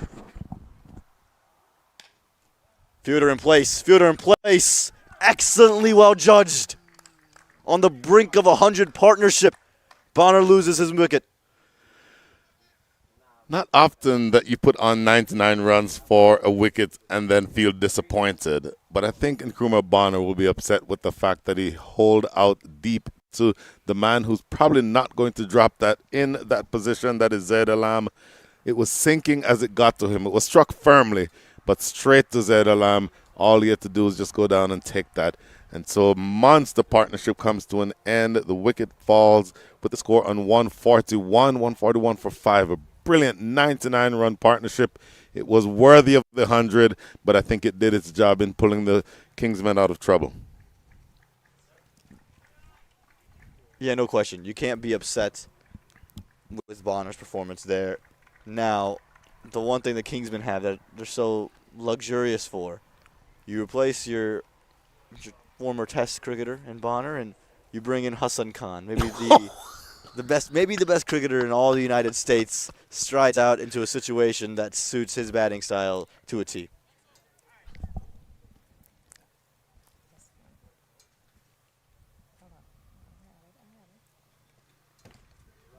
Hassan Khan, of course, has really come into his own and needs no introduction anymore. When he first came to the States in minor league cricket, it was his ridiculous average above 50 at a strike rate of 180, lower down the order, coupled with his ability to bowl left-arm orthodox. That said, man, this guy might be something special. And then fast forward a couple of months, gets taken with the second overall pick in the 24 Major League Cricket draft by the San Francisco Unicorns, and a Bart King Award or two later, he's in his position now as a name that everyone knows and everyone holds in high regard. About the only thing that could save the Khulle Sher team here is that old phrase, one brings two. Because if this pair is allowed to bat to the end of the innings, you can see some fireworks. You see the ball striking ability that he has, Hassan Khan. As a righty looking to take on what is the shorter boundary on the leg side, he can clear any one of these fences. You just have to be very careful to not overpitch and not get it too straight to him. He scores in a multitude of areas, which is also the biggest trick. Short, full, wide, or straight. This could be a chance. Just away. Just enough. And they'll come back for two. It was in the air for a while. You would get the sense that it almost was just out of reach of the fielder running back from short cover, but it just cleared him. Maybe another yard and he might have been able to take it. That'll be so disappointing for Simranjit Singh, who was pumped around by Milind Kumar in his previous over. Gets out of the way nicely, Hassan Khan. Taking evasive action there, Hassan Khan. The ball is traveling back at him at the rate of knots. Just want to make sure now that you attempt to recreate, obviously not the length partnership that Bonner and Milind Kumar did, but get something in the 8, 9, 10 runs on over range. See you later. Wow. Well, as I mentioned, as you see there, we'll see on this replay again. As I mentioned, you cannot be too straight to Hassan Khan. If it's in his pads, he will absolutely slaughter you. And again, that is the shorter side of the field. That is 65 yards out there. Look at this line. In fairness, it was not as bad a ball. He stepped over to the offside and essentially made it a ball on his pads. Maybe it was on the stumps. Maybe just you could marginally criticize and say it should have been outside off stump. But that was more about Hassan Khan. Like you mentioned, smaller region of the ground. He needs no small boundaries, Hassan. Decent comeback, but it's excellently placed. Able to come back for two.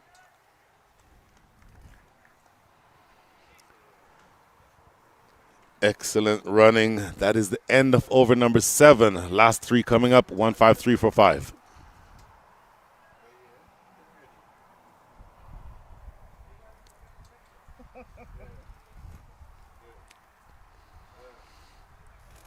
.153 already on the board, Brian. We were, again, talking that 140, 150 would have been that upper echelon. And it's unbelievable how quickly things can change. Well, you take a former top-scoring Ranji Trophy batter, pair him with a former West Indies middle-order batter, both still very young men, Milind Kumar being younger than Nkrumah Bonner, I would guess. But I don't think either of them has, in fact, I know for sure neither of them has gotten to 35, 36 years old yet. So still relatively fit, and they have the experience that allows them to bat long, bat to the situation, mix caution and aggression, and do what they needed to do to put that big partnership together. Zaid Alam bowled a couple overs early, but hasn't been back. When he was last on to bowl, it was a very different game. 3 wickets in the power play. Now, 5 wickets in hand, 3 overs to go, and Milind Kumar and Hassan Khan just starting to flex their muscles.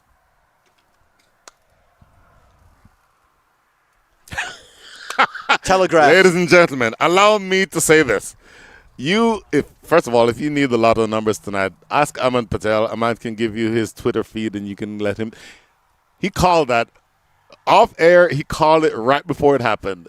Getting inside the line and scooping that one, in fairness, that is always on the cards with fine leg inside the circle. Again, Milind Kumar is just such a cognizant cricketer. He's so aware of where your fielders are. Third inside, fine leg inside, seam up from Zaid Alam. He's so quick.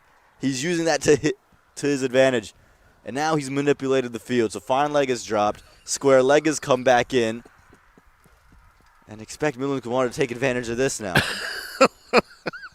He is such an intelligent cricketer. As I used this phrase the other day, the baseball phrase, hit him where they ain't. That is essentially what this game is about for Milind Kumar. And he does it with perfection. Excellent Yorker. Tremendous execution. And will just be the one. Boy, the wheels are turning. You are on the verge of 175 without much difficulty. In fact, with this pair, the acceleration that they can get toward the back end of the innings, you don't know that 185 or 190 is out of the equation at this stage. Hassan Khan just got his guard on leg and middle stump, so expect him to continuously maneuver around the crease. And fine leg is back up inside the ring. And he's got a shot or two that can go over fine leg.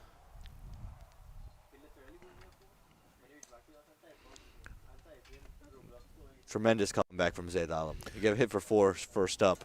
It's not easy to come back. It's not. You're able to find the right length. Length is so important with these two batters.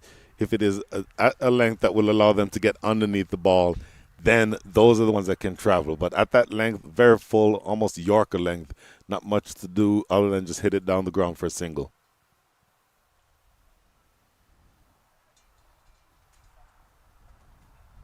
That'll have to be rebowled. Yep, signaled there. Leg umpire says no ball. You missed the Yorker. And this is what happens. Well, there are a number of different flavors of no balls. This one is the full toss above waist height. You see the reaction there from Hassan Khan. And then really also from Milind Kumar, who seems to be maybe stretching out his right wrist. Not exactly sure whether or not he injured it. But I think the bigger picture here is that this next delivery is a free hit. Get one for the no ball. This will give us a good look here from the three. Oh, no question. That was above waist height. Here's a free hit. Oh. That's how you execute. That is absolutely how you execute. The wide Yorker doesn't get much better than that. That is precision. Another 4 inches outside, and that is a wide that he would have to re-bowl and still have it be a free hit. But that's exactly what you do in that situation. Just 25 years of age, Zaid Alam. I think he's one for the future.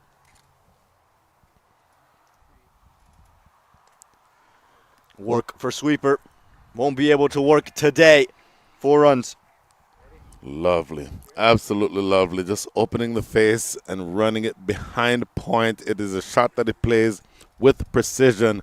Milind Kumar now moving into the 90s, ladies and gentlemen. 92 from 50, 10 fours and 3 sixes. An absolutely brilliant innings from the USA middle order batter. And it's just effortless, like you mentioned. He's not looking to overhit the ball. He times it beautifully, and his placement is something to behold.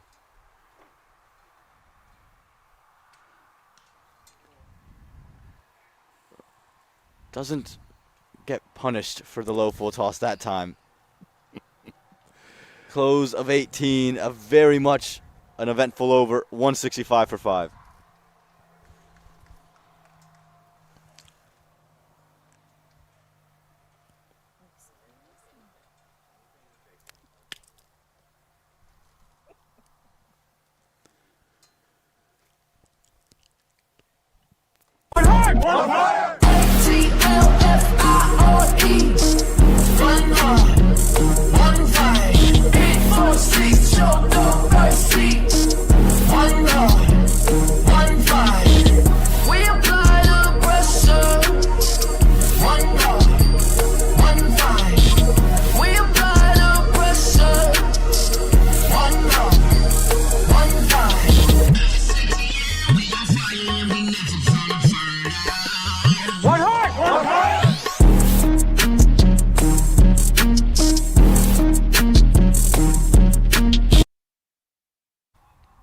Two overs to go. Still Milind Kumar, still Hassan Khan, and 165 on the board as Abdullah Ghazi has his last. Abdullah Ghazi bowling in a completely different environment here. Bowled over number 1, took the big wicket of Sharjeel Khan. Over number 3, saw him with another tight, miserly over where he did take another wicket. But into his last over here, completely different game at this stage. He also took a 3rd wicket in his 3rd over. So 1 wicket in each of his 3 overs, but he's absolutely in a different environment here. You talk about the last time we saw Ghazi bowl, it was in the power play. He would have taken his 3rd for just 10 runs. It was 20-odd for 3. And you sat here now 166 for 5. And he sat there wondering, where's this all going wrong? I had a great start to the day. There's certainly an argument to be made that you could have possibly wanted to have brought him back earlier, maybe around the 12th or the 13th over. And by the way, let me highlight what he's doing here. Going around the wicket and slanting the ball across the 2 right-handed hitters. That one, Hassan Khan, not quite able to reach it. Now, you said that earlier Hassan Khan was batting on the middle leg. Given this length and given this line, I would expect him to move across the stumps to in front of off stump. Execution at its very best from Ghazi. Brilliant bowling. There you saw just a little bit of a shimmy, not an exaggerated movement across like I was expecting. And I would suspect that if he's able to continue finding that ball just inside the wide line, outside the line of off stump, from around the wicket, those are very difficult to hit unless you step all the way across. So you might consider Hassan Khan whether or not he's able to step all the way across. But in doing that, if the bowler sees that you're doing that and then delivers one on the stumps, then you're bowled behind your back. So you have to be very careful here. It's kind of a tricky game. Fielder, shot short, but get your lottery tickets from Brian Walters now too. Find him on socials. He's absolutely nailed that. Well, I mean, it's clear what the plan is. From around the wicket, get it all the way outside off stump, just inside the blue line, the wide line. And if you're not able to come across, then there's no way you're going to reach it. So I think Hassan Khan doing the right thing there. Well stopped, Ghazi. You know what? All things considered, this is a brilliant 19th over. My goodness. Just giving up 2 runs so far. Incredible to this pair. One on 94, the other on 11, both knowing that they only have 7 balls left in the over, and they're absolutely looking to hit him. This is really brilliant stuff from Abdullah Ghazi. Kumar could look to be innovative here. Not more conventional, but Ghazi, 3 runs from his final over. His day, 3 for 13. It's 168 for 5.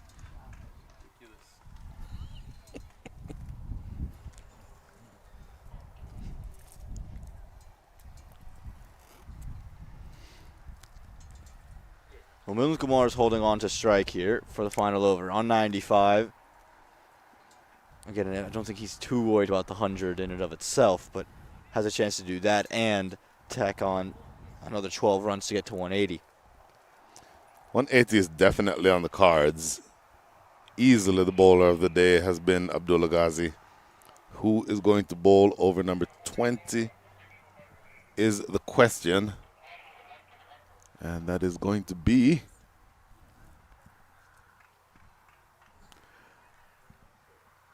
Zaid Alam. Zaid Alam, 3 overs so far, none for 26, so going at just short of 9 and over. But he's bowling to a man who, number 1, can play shots 360 degrees. Number 2 has evil intentions on his mind.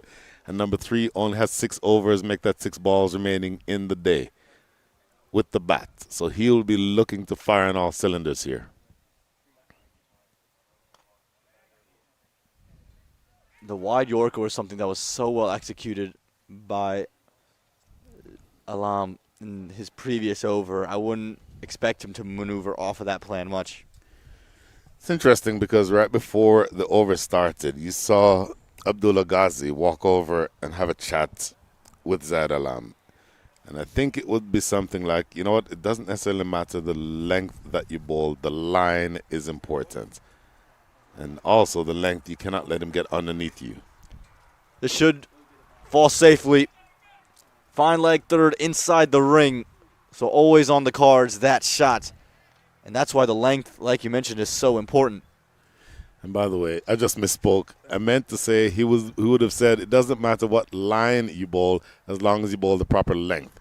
That length is a length that you can get underneath, and I don't know that you want to bowl that length to either one of these batters. Again, that's still fine leg and third inside the ring.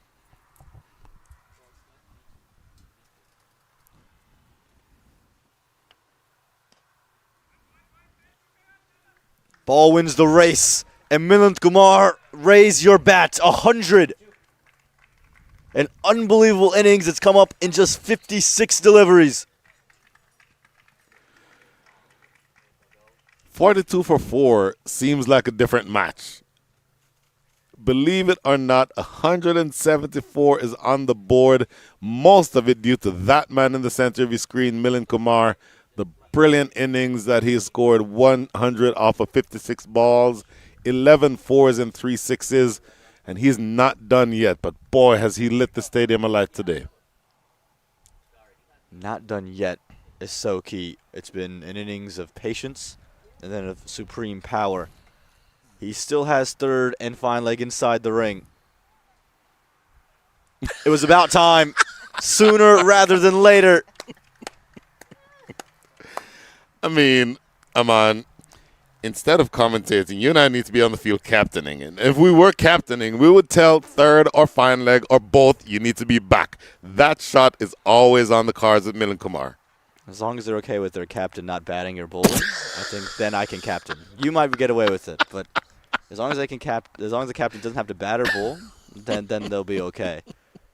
But it's just the Milind Kumar show, and we're all just witnessing it live and up close.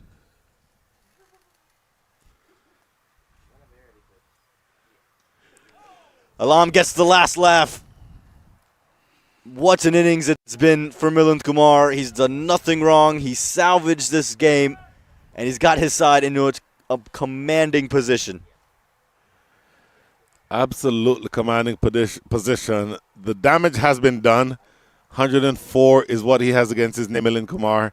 And I will tell you, that smile on his face tells you that he does not care one bit that he has just been clean bowled. 104 from 58, 12 fours, 3 sixes. What an innings, Milind Kumar. Yeah, and you can see there the recognition of his 100, and he's getting recognition on his way back to the dugout. Mohamed Ilyas, you've got one ball. Just get bat on it. Hassan Khan will run with you. Exactly.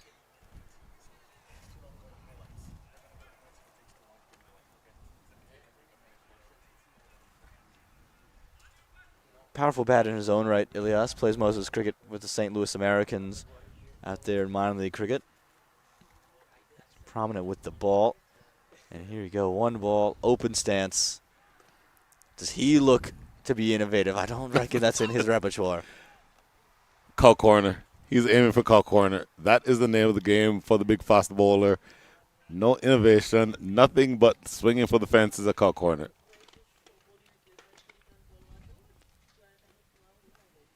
And there's a gigantic gap out there, too. Not that it makes a difference. They'll be running on anything, but that's a good area of the field for him to aim at here. More towards mid-wicket, and just a single. Will fall short of 180, but 179.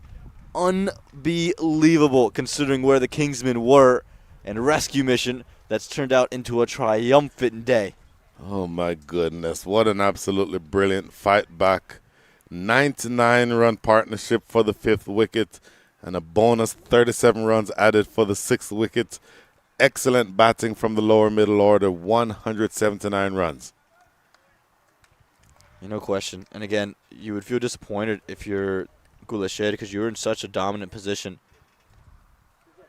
3 wickets in the power play, 50 runs on the board, 4 wickets down, and you still end up needing 180 in your 20 overs. Absolutely incredible batting. The last 5 overs, Aman Patel went for 56 runs, and absolutely brilliant stuff. As you see on the batting card, Ramiz Raja started off quickly, disappeared. Sherjeel Khan, they did this with no contribution from Sherjeel Khan. Raghav Satish make that Zaida Awazia, thank you, 4 runs. But Milind Kumar, the big 100, ably assisted by Nkrumah Bonner, 27 from 26. Hassan Khan, and I'll tell you what an absolutely brilliant effort from the man we're just talking about right now, Milind Kumar himself. Yeah, absolutely sensational. You look at what happened with the ball. Abdullah Ghazi is the name that you want to highlight. 4 overs, 13 runs and 3 wickets. So in 16 overs, they have somehow found a way to score 160 runs. Sensational, sensational work there. You look at the economies, they represent that the rest of the way through. Well, all the action happening. Nate Hayes is around, and he's got the man of the moment. Nate, tell us what you got.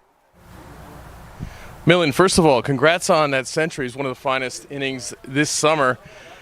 How do you feel going into the chase? Nothing. Feels good to score for the team. Chase is wicket is a little tricky if you bowl in the right areas, but definitely have to bowl. Looking forward to it. Now, you got 179 for 6 in the innings. Was that more or less what you were targeting going in? To be honest, it's way more than what we targeted. We were looking around 150, and then we got the bonus in between a couple of overs. And you had the tricky run out there with Saad Ali at 41 for 4. You were in a tough spot. Your communication, though, with Bonner seemed to be absolutely exceptional, running between the wickets, rotating strike. You went several overs at one point without a dot ball. How key was that communication? Yeah, me and Bonner, what we planned was, take along till the 15th over. Whatever we get, we get. Try to be around 6-7 over. If we get a loose ball, we'll try to score runs, and that's what we talked about. We got the second innings coming up, and your opponent will have to chase 180 thanks to your century. Stay tuned. Thank you. Brilliant to hear from Milind Kumar and Nate Hayes, and what an innings we just saw. Unbelievable from a man where we almost come to expect that from him, don't we, Brian? Oh, my goodness, yeah. Look at these highlights. Just brilliant stuff. I think you just saw a couple of streaky shots to start with. Ramiz Raja got going with a couple of big ones over the offside. Loved that extra cover region for 3 straight shots from Aditya Patel. And then that's the third of them. But after he fell, there was a bit of a lull and a number of tight overs where they had trouble getting the ball off the square. Yeah, and Abdullah Ghazi was a big part of that. There's your 1 wicket of Ramiz Raja, and from there, you just said, things aren't quite moving the way we need it to. Uzaid Alam got into the attack, maybe a couple of boundaries, but again, Abdullah Ghazi was so sensational. This was a brilliant catch there, just taken so easily by Simranjit Singh, U21 player. This is comical. This is one that you'll not want to see again if you are Saad Ali. Finds him halfway down the track. About the most farcical run out that you can see. But the big partnership put together in Nkrumah Bonner and Milind Kumar. And this was where the game absolutely turned. It was 54 for 4. You felt, okay, the Kingsmen might struggle to get to 140. These two kept going. Sloppiness from Khulle Sher, and then the destructive nature of Milind Kumar just went through and through. Even with the tricks on this wicket, it was not enough to slow these two down. Looking at Milind Kumar just playing these shots, that you saw a number of times. You and I called it a couple of times with fine leg and third inside the circle. That would have always been on the cards. And you saw how they accelerated beautifully as they got through that partnership. And there's another scoop shot from Milind Kumar. They batted so well, they took Sarbjit Ludda and Saib Malhotra out of the attack. And then Hassan Khan got in and said, I might hit the biggest 6 of the day. Just into the other ground whilst they're running between the wickets. And a couple of phenomenal, innovative strokes. Milind Kumar brings up his 100 in the final over. And what a day it's been. No ball. And like we said, Milind Kumar just carried his way through this innings. Oh, my goodness. So brilliant stuff. The fact that he got clean bowled in the last over, I don't think matters very much to him. That's the dismissal there. But Aman Patel, it is an absolutely brilliant innings that you saw here from Milind Kumar. They restart to see whether or not Khulle Sher can overcome a target of 180. Nice and round. That restarts happens in exactly 5 minutes. Join us at 4:15 local time to see that chase. See you. Atlanta Fire, star-studded Atlanta Fire, one of the favorites.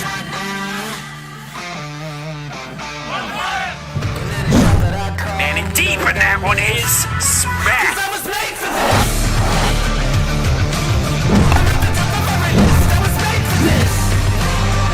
Oh, this one is lobbed into the onside, a slow, short ball.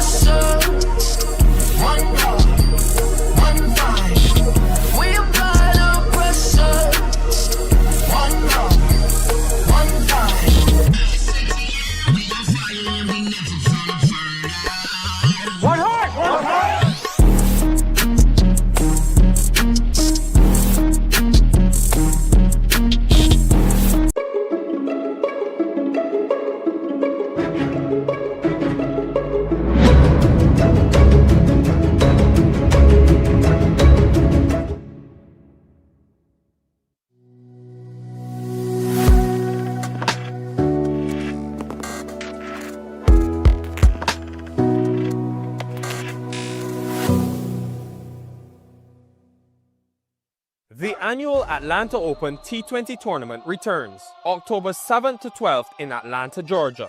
Presented by Atlanta Fire Cricket and Tariq Real Estate, 12 teams packed with the best domestic and international T20 talent will be on show. Catch live action on the MLC Network, Willow Cricket and T Sports.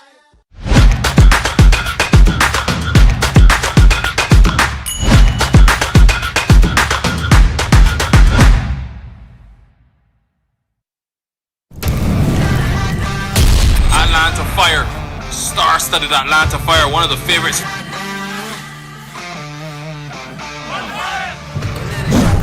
Man, and deep in that one is smack.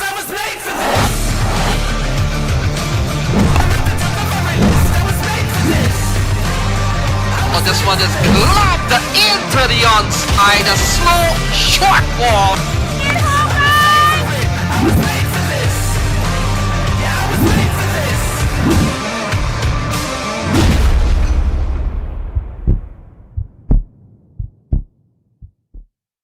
One heart,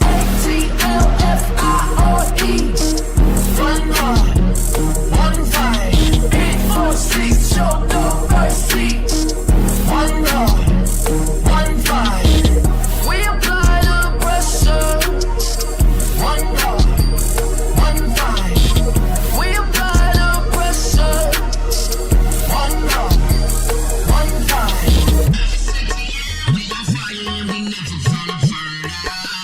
One heart, one heart.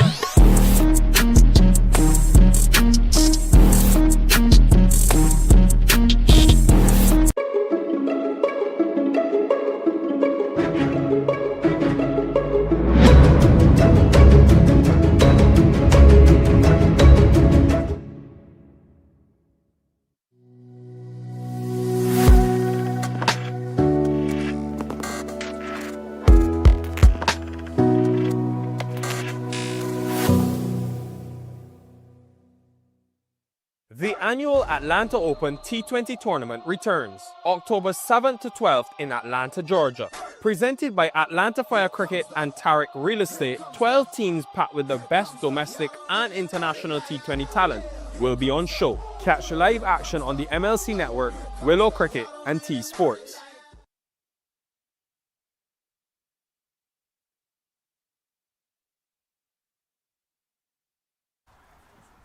Well, here we are, ready for the second innings here. Kingsmen put up 179 for 6 in the first innings, and the star of that was Milind Kumar. What an incredible sight. Just stunning. We sang his praises throughout.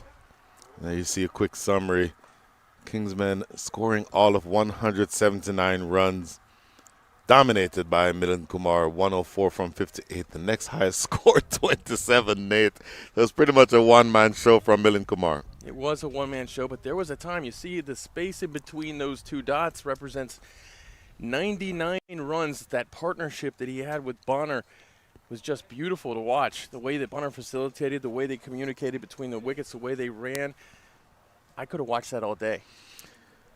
It's textbook how to run between the wickets, how to build an innings, how to play to the situation, how to maneuver the bowlers and the fielders such that they bend to your will. It is essentially exactly what you want from a batting side. And again, we talked about the fact that both of these batters are very accomplished. Milind Kumar plays for the U.S. team, scored hundreds of runs in the Ranji Trophy back in India, and then all Nkrumah Bonner did was bat in the middle order for the West Indies for several years. And for some reason, Nkrumah Bonner is on the field driving a four-wheeler. I'm not sure why that's the case, but I think that you've seen evidence that all the hard work is done, and then they just had fun the last 8 or 9 overs. Yeah, absolutely. And you have to wonder, with a total that big, Abdullah Ghazi, if he doesn't allow only 13 runs and take 3 wickets, what that innings could have looked like. I'm glad you highlighted that because Abdullah Ghazi goes at 3s. Everybody else combined goes at over 10s. So take Abdullah Ghazi's out and then add it to, or you replace his overs with overs that essentially equate to the overall scoring rate of the innings. You're over 200 runs. Yeah, you're on your way to 210. Just ridiculous stuff from Abdullah Ghazi. And, you know, if we get a really great innings here, if somebody from Khulle Sher steps up, and they step up from the start because you're almost going to have to go the whole distance, you know, that innings could come back to be very valuable. Now, and look, there's a reason why you don't just assume who's going to win and then assign points. You have to play the game. If you were to look at both teams and look at the position in which each team is right now and gauge as to whether or not there is a chance that the chasing side, Khulle Sher, can go ahead and win this game, there is certainly a chance. If you ask me for a win predictor, starting out the gate, I would say 60-40 for the Kingsmen. But I don't know whether or not you're getting to the point where you're expecting something big from this batting pair at the top of the order. Now, if you lose 5 quick wickets inside the power play, then the objective might be different for the Kingsmen. You might be thinking, we can go ahead and get a victory similar to what Stallions X did yesterday and win inside a really short period of time and then end up helping yourself a net run rate. All of that is very premature, obviously, but I think the job right now for Khulle is to get off to a fast start, chasing 9 runs and over. Well, it's going to come down to start it off with Prince Singh, the captain of the side, and Kunwarjeet. Kunwarjeet has been absolutely sensational this summer in minor league cricket, batting from the left-hand side. So we got a lefty-righty partnership to start off this massive chase here. Khulle needs 180 from 20 overs here at the Parliament Sports Complex at the Atlanta Open 2025. So it'll be Mohamed Ilyas to open the bowling from the southern end of the ground. Right arm quick. You saw him for all of one delivery when he batted earlier. Absolutely no pressure situation. Go in, you have one ball to face. Whatever happens, happens. But his main job is with the ball. And he's looking to strike quickly, take wickets. Interesting matchup here. Interesting for sure. I think the pressure is on immediately for Khulle to get going quickly. Got a very good bowling attack here with the Kingsmen, many of whom played in that minor league final on Sunday.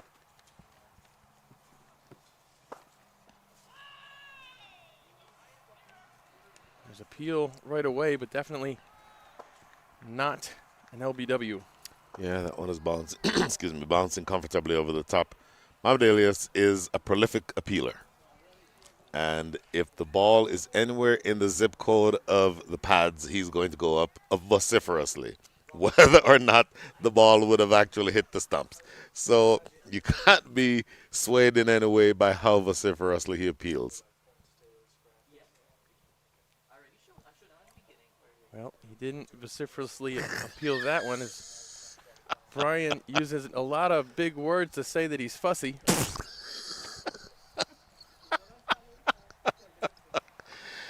Nate Hayes, if you are the first son of 2 school teachers, one of whom was the principal of the school that you went to, the other of whom taught English, you learn words like vociferous when you're 4 years old. Here you go. I'm 44. We talked about that. There's always something to learn in cricket, especially when you're sitting next to Brian Walters. And I can promise you I won't make any predictions that come true today, unlike Oman, so you'll have to wait 10 overs for that.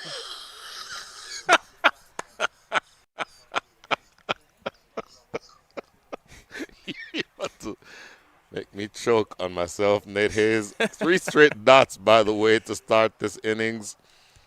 Excellent bowling from Mohamed Ilyas.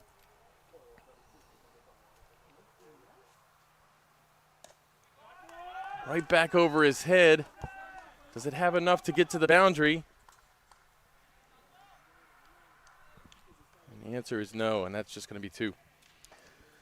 2 runs down the board. You don't score 180 without first scoring 2. So from that standpoint, it's a positive development, and you want to be able to take advantage of these power play overs. Struck down the ground here by number 58. That would be, I'm sorry, fielded down the ground by number 50. In fact, that's, I believe, Awazia. Going past the outside edge. Yeah, shorter past the edge there, as Prince Singh losing a little bit of patience there, wanting to pile up some more runs on top of that too. Excellent over on the way, though. See how he comes down that wicket there, and the length is pulled back beautifully by Ilyas. Boy, when you're chasing 180, to have the first over, only go for 2 with 1 ball to go is a really good start with the ball. I jinxed them with the best of them, Nate Hayes. Good job by the keeper there to stop that from being worse. Yeah, so a couple of wides for the 6th ball of the over. Still have 1 legal ball to go here in over number 1. Sher is definitely up against it.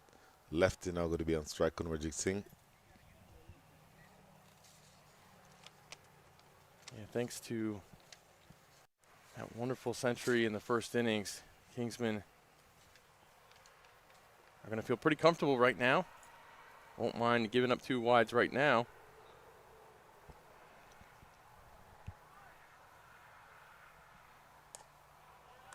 And Kunwarjeet defends it to end the first over. 4 without loss.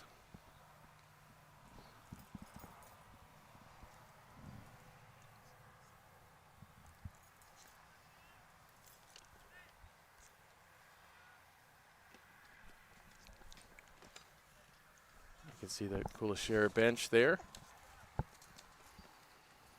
Patiently waiting to see how things develop. Ready to cheer, I think. And these two need to give them something to cheer for. Well, all they have to do now is face off against a former Pakistan left-arm opening fast bowler. Zia-ul Haq. Wasim Akram was not available, but Zia-ul Haq is. And needless to say, it will be exceptionally difficult to score off of Zia-ul Haq. He's been so good since being involved here in this U.S. cricket scene. He's been absolutely excellent.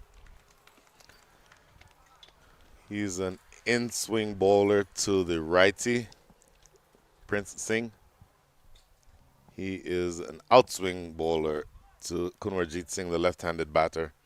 So not surprising that there is just one wide slip in the form of Nkrumah Bonner at second slip to the right-hander. Once again, Prince Singh wants to get down the pitch a little bit, anticipating maybe a good length delivery, but Zia pulls it back.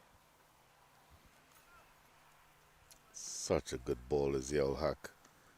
And, by the way, was not needed today with the bat. He's more than capable of helping himself with the bat.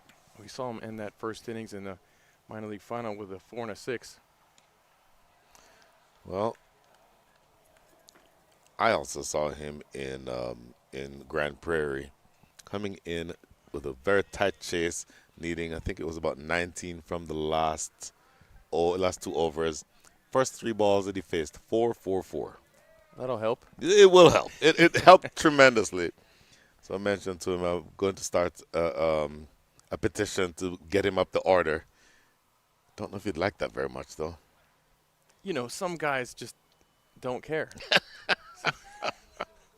Some guys just don't want to bat. So 4 straight dots, my goodness. Under these circumstances, this is how you build pressure. 100%. Only 4 runs from the first 10 balls. Pressure was there before the first ball was even bowled. It's building up now. Of course, half of those 4 runs were wides down the leg side, so just 2 runs off the bat so far.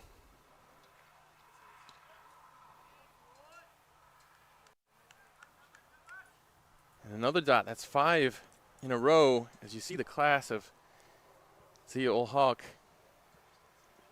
There's Millen shining the ball.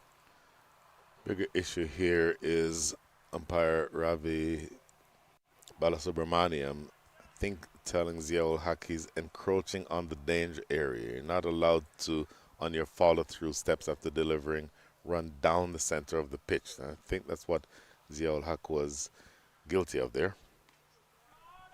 Straight. Gets over everyone. Very well struck. 4. And the 4 wraps up this over, doubling their score. Singh finally gets a hold of one. Yeah, skied it. It was on the legs and just good driving length. So Zia-ul Haq can either bowl that ball fuller where the batter cannot get underneath it, or he can bowl it shorter of a length that it can't be hit down the ground. But they have a lot of runs to play with. End of over number 2, 8 without loss.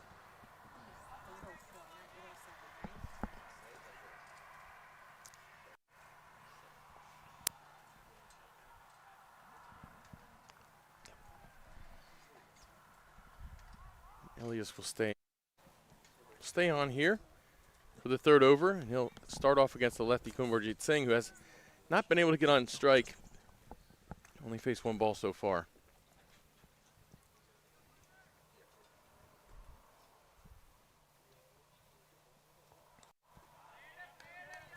fine enough to beat the fielder. Not firm enough to get to the rope, but that's 2. Yep. Mohamed Ilyas just a little bit too straight to the left-handed Kunwarjit Singh. Looking at this replay, you'll see this on his hips. So from that line, that is easy for a left-hander to put those away. And he's bowling in swing to the left-hander also. So that helps exacerbate the movement down the leg side. All you have to do is just get inside the line and help it to the rope. Didn't quite go to the ropes, but certainly went in that direction.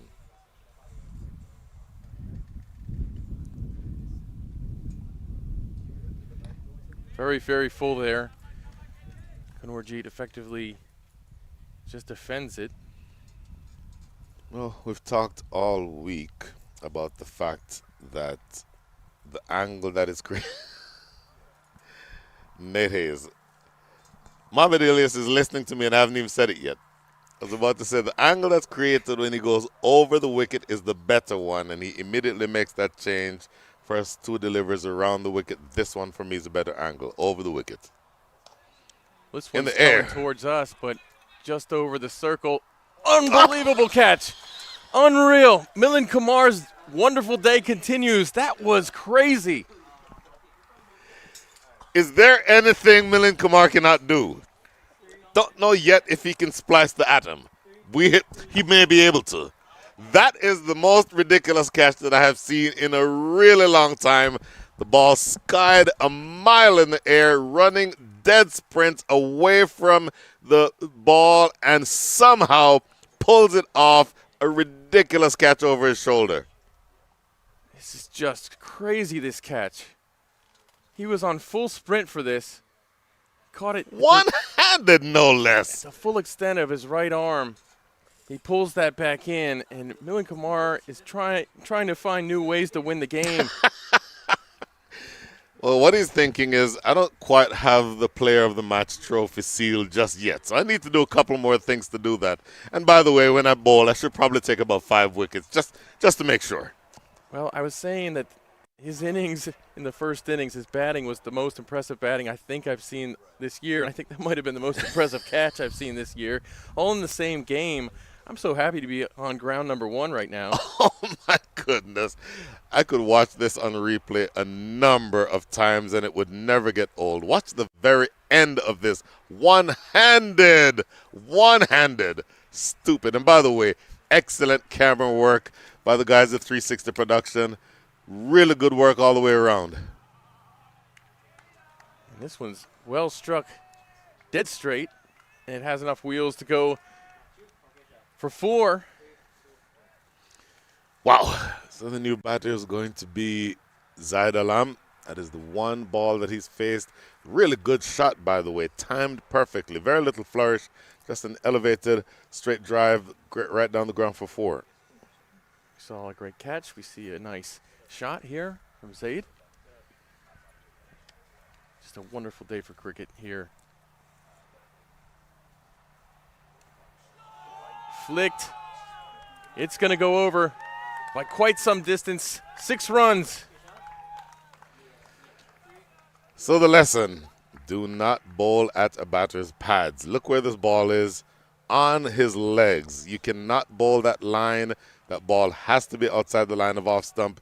It is essentially a free hit. Not a free hit in the sense that you can't be dismissed, but a free hit that you can swing for the fences. Worst case scenario, you get knocked on the pad and you don't get dismissed. This is the type of shot that any batter under these circumstances wants to play. Well, you can't get dismissed when it's 15 meters beyond the boundary. This is true.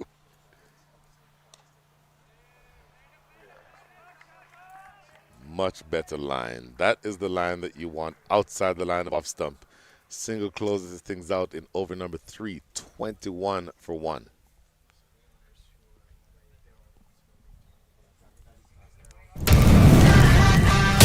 Atlanta Fire. Star-studded Atlanta Fire, one of the favorites.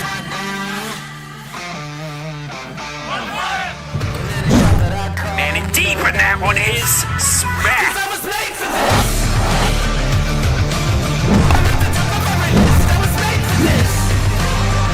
Oh, this one is lobbed into the onside, a slow, short ball.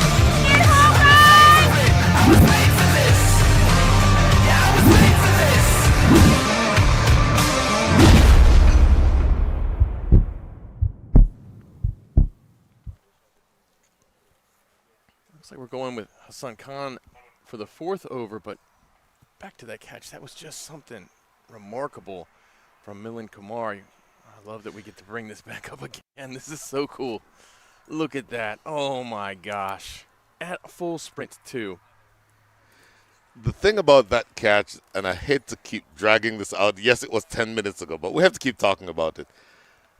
To even get into position to take that catch, you'll see many fielders backpedal like an NFL defensive back, and you'll never catch that ball backpedaling like this. He turned around completely, sprinted forward, proper sprinting motion while looking over his shoulder. That's what gave him the chance to even get close to catching that.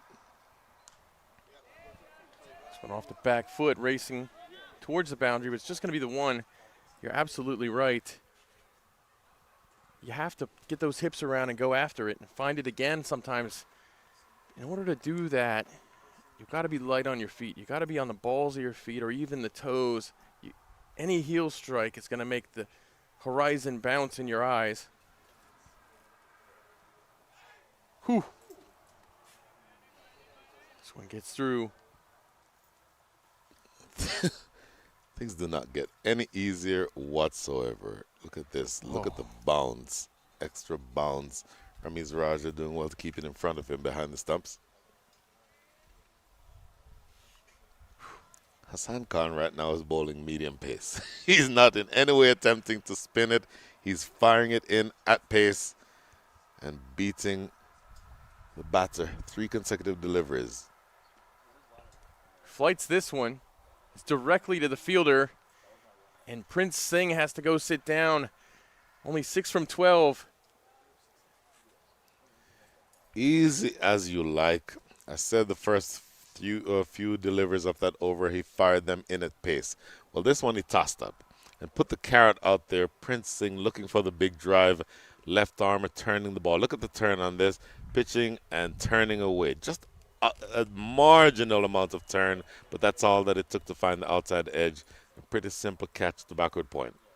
We've seen Prince moving his feet a bit to the pace bowlers, kind of walking himself into trouble, and they pulled the length back, and that time he kind of walked himself just into almost a Yorker length, and the ball was turning, came off the bat, right into the hands of the point fielder. Well, 4 deliveries make that 3 deliveries remaining in over number 4. So you're falling behind dramatically.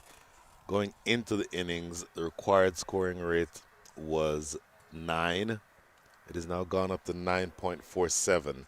So you're almost at the point where you need 10s and over the rest of the way, 9.58 to be specific. And you're almost at the point where you're looking for 10 runs every over. And you don't win very many matches from this position, losing regular wickets. Very true. You've got Agni Chopra out there in the middle now. And he has had a great summer here in minor league, his first season in minor league. We know he plays first-class cricket out over in India in the Ranji Trophy. He's put up incredible numbers there. Ooh. Well stopped there by Bonner. Smashed right to Nkrumah Bonner at short mid wicket. And it just keeps getting more and more difficult for Khulle Sher. Who can stand up and be counted? Is Zaid Alam, 12 from 4, 1-4-1-6. Agnitrapa just arriving at the crease, but it's going to be a really stiff ask against a tremendous bowling unit. This one gets through. Just going to be one by, it looks like.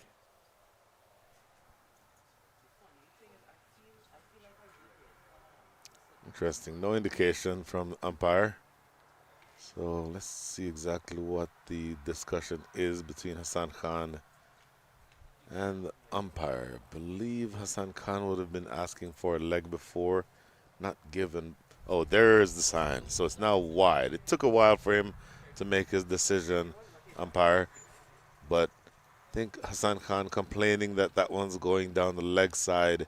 And with that new ICC regulation, somebody smarter than me can tell me what it all means. But umpire believes that it is a wide, and so it is the second, I believe, wide of the innings.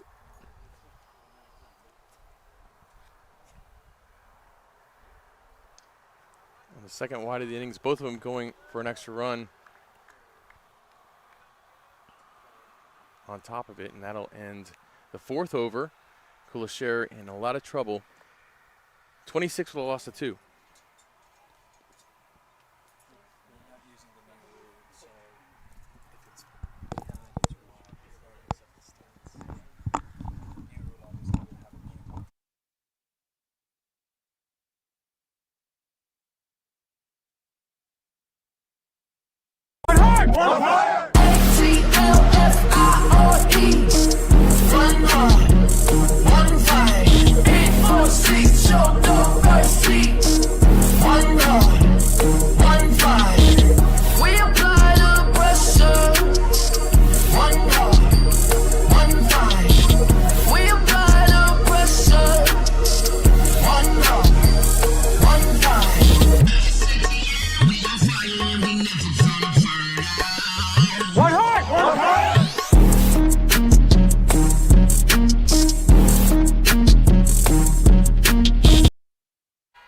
It's an appeal here.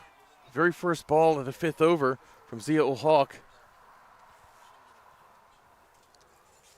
Zia-ul-Haq bowling in swingers to the right-hander. A little bit of byplay between Zia-ul-Haq and the batter, Zaid Alam.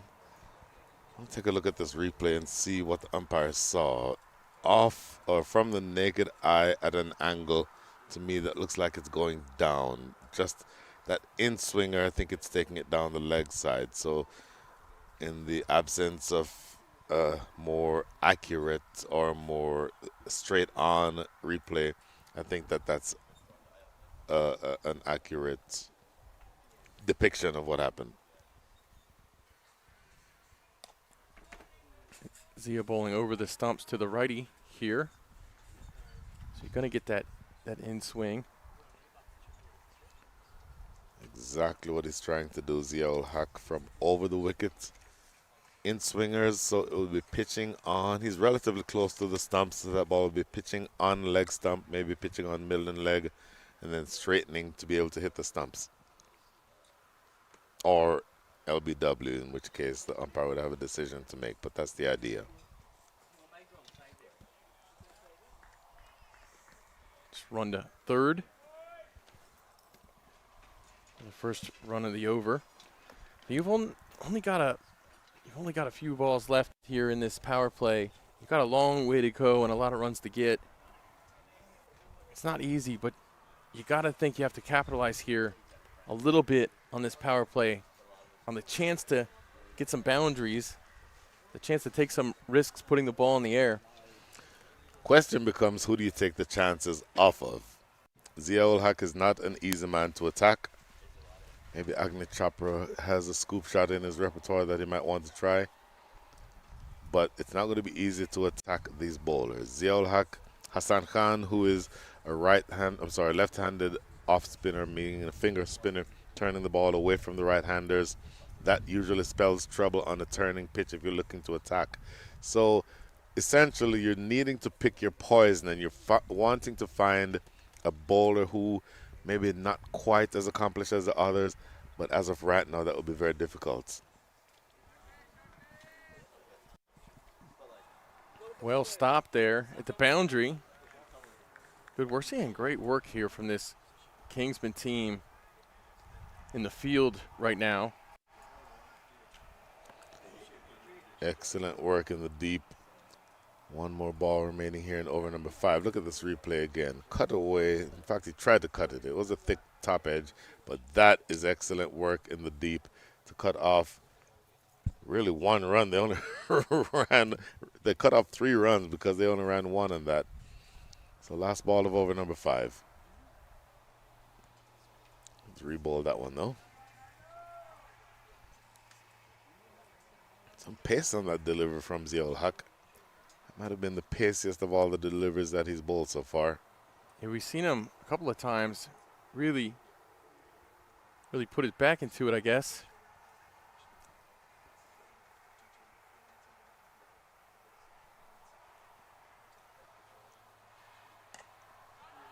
straight. This will be 4 runs for Zaydalam, who ends a 7-run over. You're going to need a lot more than this. But 7 against the All Hawk, you'll take it right now. You'll absolutely take it. In the slot, driven down the ground, powerful strike, and you'll take all of those that you can. Zaydalam now up to 18 from 9. Strike rate of 200 is what you need the rest of the way. Score after 5, 32 for 2.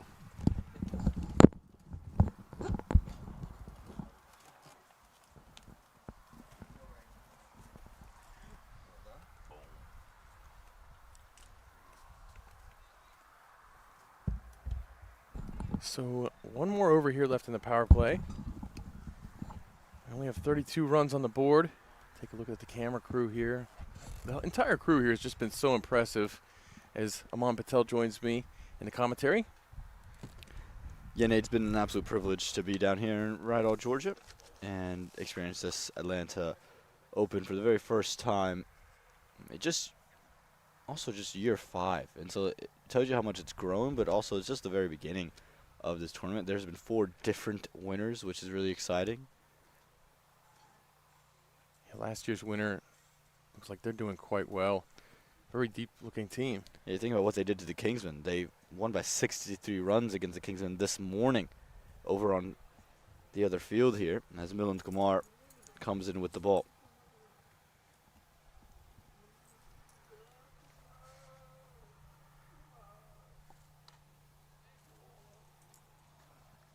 I was coming with some heat there. Yeah, don't envy Short Car. You could see him waving his arms around immediately. Had to sting a bit. Agni Chopra struck that cleanly. And he's out. He's bowled. Milind Kumar's incredible day continues as he takes a wicket on just his 2nd ball. Says 100 wasn't enough. A spectacular catch wasn't enough. I need a wicket to my name. And you just take a look at this. It's quick, and it's gone straight through Agni Chopra. Not trying to turn it. It's gone on to hit leg stump. It's the arm ball, and it's what's made him so effective in international cricket. Chopra goes for 1. It's 32 for 3. Just ridiculous, Milind Kumar. He just can't stop. He doesn't want to stop right now. He's having too good of a day. Cricket's not supposed to be this easy.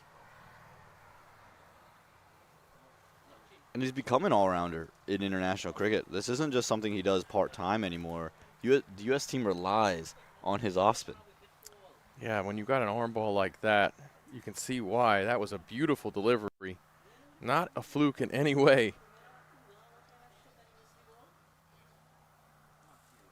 My goodness, does he continue to affect the game here? He's got the Khulle Sher on the ropes at 32, a loss of 3. And again, Milind Kumar is so impressive. You talk about his international success.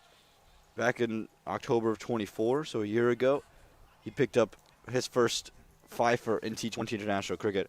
And then earlier this year, back in May, he became the first American cricketer in ODI cricket to score a 50 and take a fifer in the same game. Did that against Oman. Ridiculous. Well, he's only 2 balls into his spell here. He's already got 1 wicket. He's got the century. He has the highlight reel catch.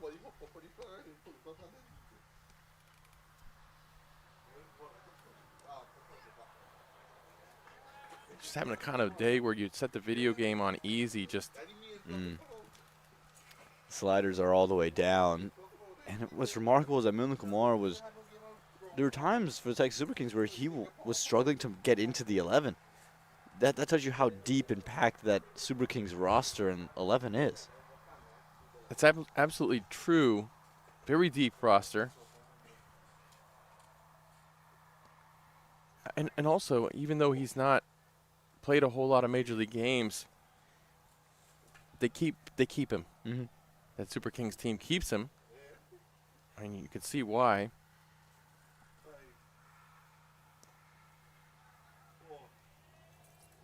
And again, 3 phases is going to affect the game.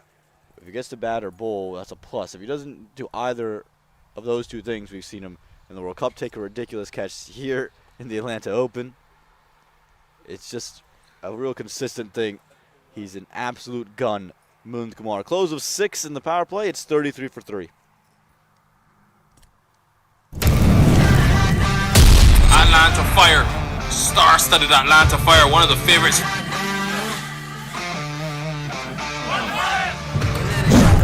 Man in deep, and that one is smack.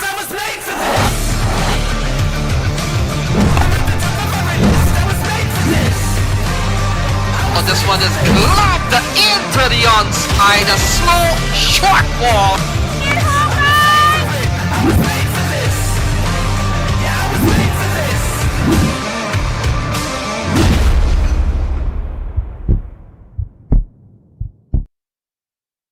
To the Milind Kumar show here at the Parambeers Cricket Complex at the 2025 Atlanta Open. As we just saw Milind Kumar bowl, and you can see just one run and take a wicket on top of his century, on top of the great catch. And we'll have to wait at least 6 balls before we see him again with the ball in hand. With the ball in hand, delivering it to a batter, I should say. I don't want to count him out. He's absolute lightning rod in the field as well. Akhtar Shah, first over for this man.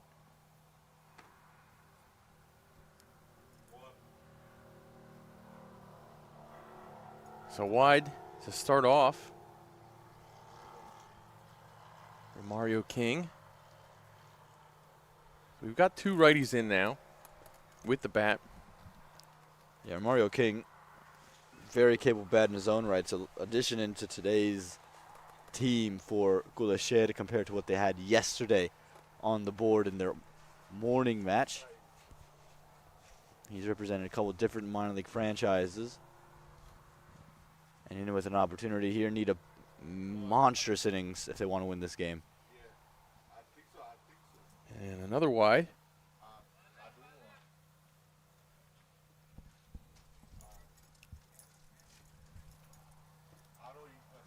Akhtar played for the Metroplex Tracers in minor league cricket this season. They were on the verge of the Super 8 themselves. So many good teams in the Central, especially in Texas. Yeah, ridiculous. Again, Milind Kumar, member of a team down there as well. They didn't make the playoffs. And again, there's just so many great cricketers. Cheyenne Jahangir, Harmeet Singh, they weren't a part of that. Get a wide again. So we're starting off with 3 wides as Akhtar struggles to find his line.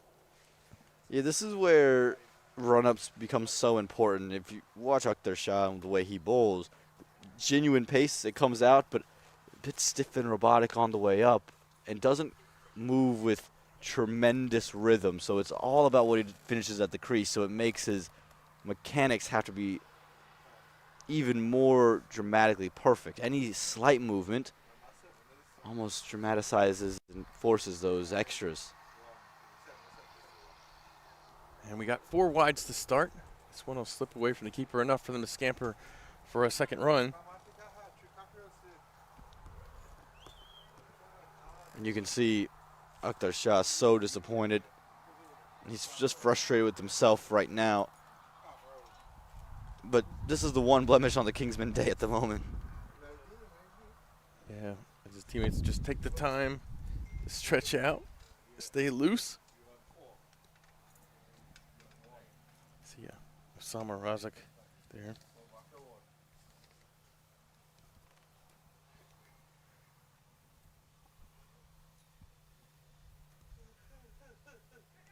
And finds his line. It's actually a really good delivery. He's got genuine pace, and he gets it to just tail back in. He just got to start it in the right area. And oftentimes, you see this a lot in maybe youth cricket. You bowl 3 or 4 wides, and you end up taking a wicket right after because you've almost lulled the batter to sleep. Amon, how many times have we seen that in our own cricket, TCL? I think we're thinking of the same people. I'm just thankful you didn't say how many times have you done that, because then I would have had to answer honestly. Well, usually it's the wicket doesn't follow if I do a bunch of wides in a row. That's so 0 times.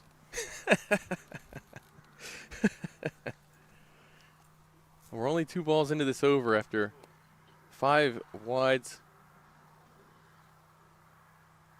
so far. 1, 4. And that'll be another wide, so 6 on the over. Yeah, at some points you're going to have to consider trying something new, whether that's taking some pace off, cross seam, if it's just slightly shaping too much for him. Because you got to find a way out of this over. The worst feeling as a bowler, especially as a fast bowler, is that you have no idea what you're going to run in, what you're going to bowl, how it's going to go, and you're almost just releasing and hoping. Yeah, it's tough when you lose your feel.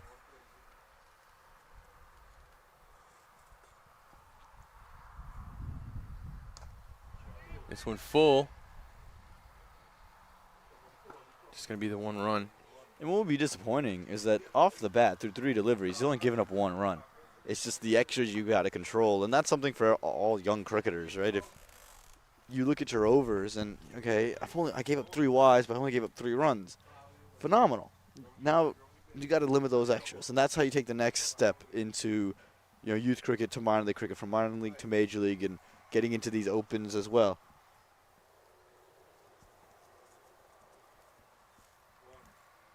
And yeah, it's a reminder to anybody watching who's young, who plays a lot of cricket, that even at this level, best of the best across the USA, every once in a while you have a situation where you just bowl a whole bunch of wides in a row. Yeah, cricket's and sport in general is about how you adapt and adjust and overcome when things go wrong, because at some point it'll go wrong, whether it's you're bowling extras, whether it's you're getting pumped around the ground. How do you get yourself back into a confident state of mind?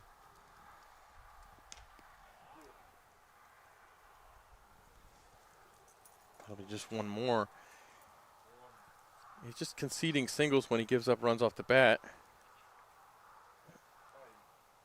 He has the chance to really recover here. All these wides on the board here, 6 of them. He's still 1 ball to go this over and 9 runs to your name, so he can still escape this in a relatively normal looking way.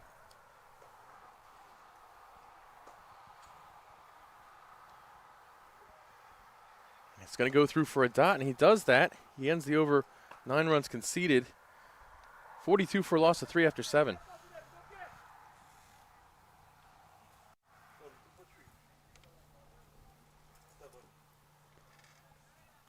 Zayd Alam's protesting. He wants there to be a no ball. And Hassan Khan's now just having a word with him. He says, it's all right, buddy. No worries. It wasn't no ball.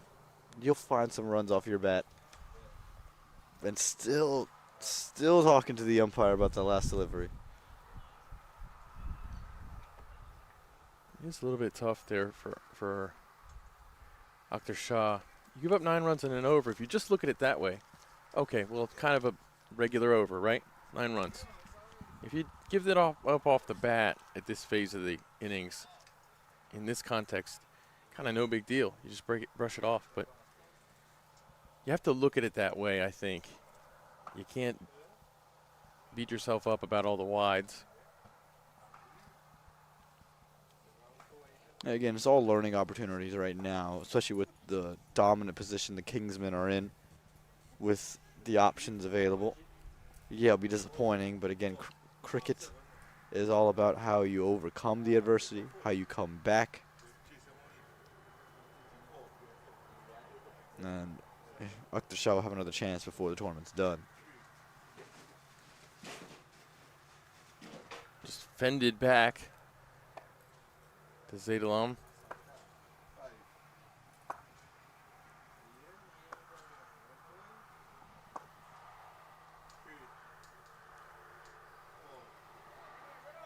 This will be placed in 2-run territory and easily accomplished. Again, Zayd Alam considers himself an all-rounder. He thinks of himself very highly with the bat. Here's your time to prove it. Either bat 20, score some big runs, make this a game.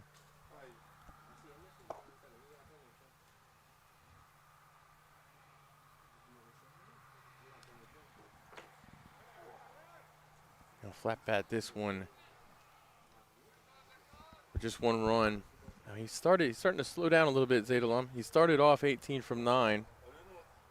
He's down to 23 from 19 right now. Well, it's intelligent bowling from Hassan Khan. He notices the bigger boundary out to the onside, so he's dared Zayd Alam on 2 short deliveries to pull him into that deep mid-wicket region.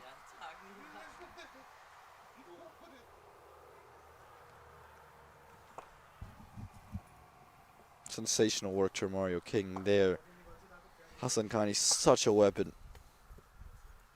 Yeah, he's incredible all-around cricketer.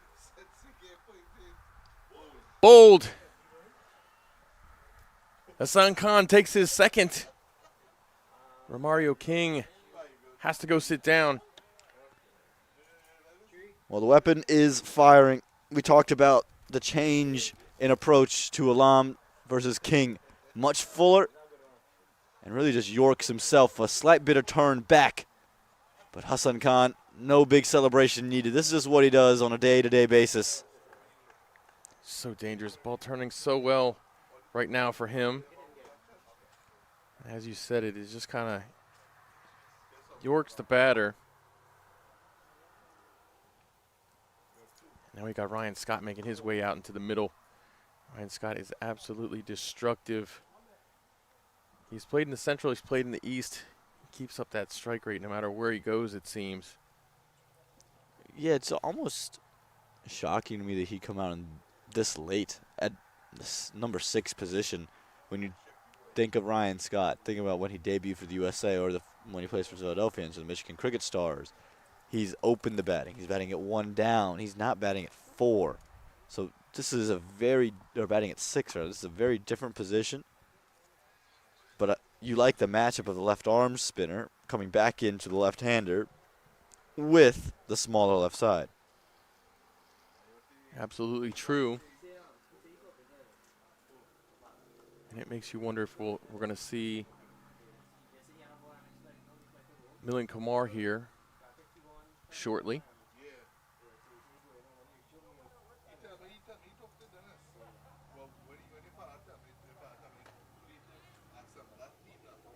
Yeah, you like this matchup if you're Ryan Scott. You know he loves to throw his hands at the ball. He loves to hit big.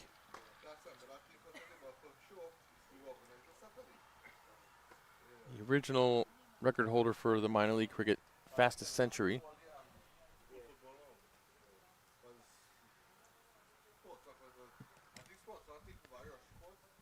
Yeah, was disappointed with his performances yesterday. Didn't get a chance to bat in their first game, but batted in their second game. Didn't find the runs, and here's his chance.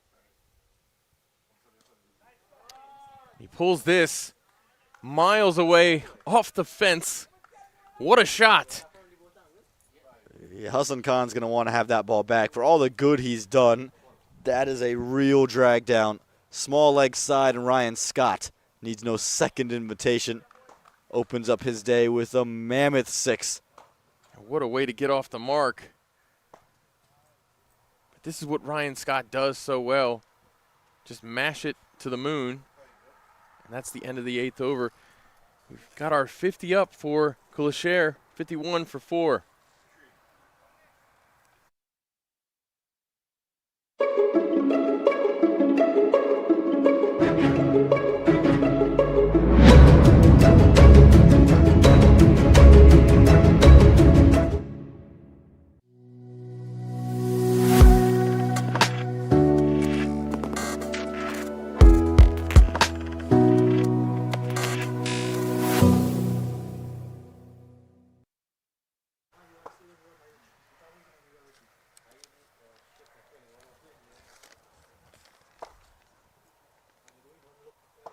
Usman Kadir with the ball now.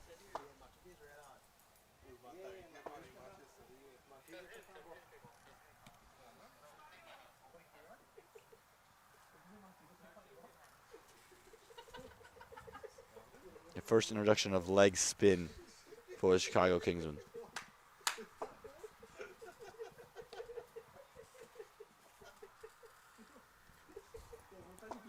One of my favorite things about leg spinners are just the variety of run-ups that you'll see for different starting points, different lengths, and drastically different lengths and starting points. Oh yeah, we saw a lot of earlier today, and you know he has a long run up for a leggy. He runs in from basically mid off. And it's interesting, like you said, the variety of approaches and actions and run-ups from leg spin bowlers. Also the variety of time it takes them to get through the overs. Mohamed Mohsin goes through his overs like he just rips through them so quickly. Lada, on the other hand, takes his time. Usman Qadir here has a pretty long run-up himself for a spinner.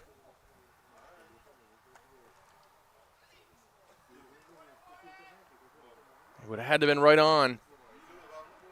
Scott turned around thinking, man, he might go back for two, but Saeed didn't want anything to do with it. I think about the leg spinners in this country. I think of Mohamed Mohsin and how very compact his run-up is. And then you think about leg spinners that have come here. Imran Tahir comes from out of left field to come bowl a leg spinning delivery.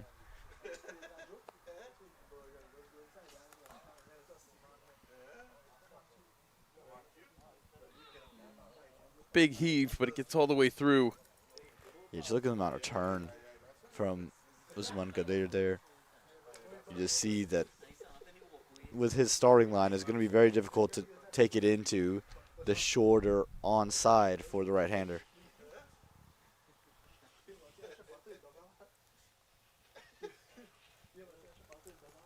Too wide that time. Yeah, it's got to start this one on off stump. And from off stump, I think you've kept all your options open. There's big turn available, so you can even afford to go to middle stump and dare Alam to hit you from there.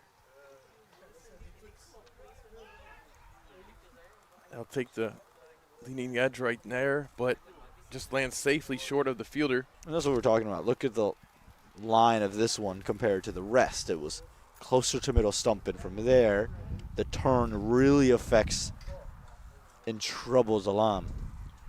Osman's been troubling them so far to the tune of only 3 runs from his first 5 balls. And he will end on that 3 from 6.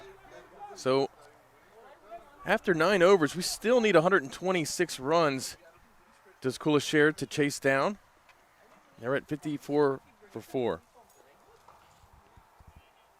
It's not out of the picture yet, per se, but you really need it, and that required runner to come down. So you need a start, need some more intent, and runs to flow from somewhere. Yeah, absolutely, and we will see Milan Kamar bowling from the north end. This makes it hard. Ryan Scott will have the short side of the field to his leg side. And Milan might dare him to go after it.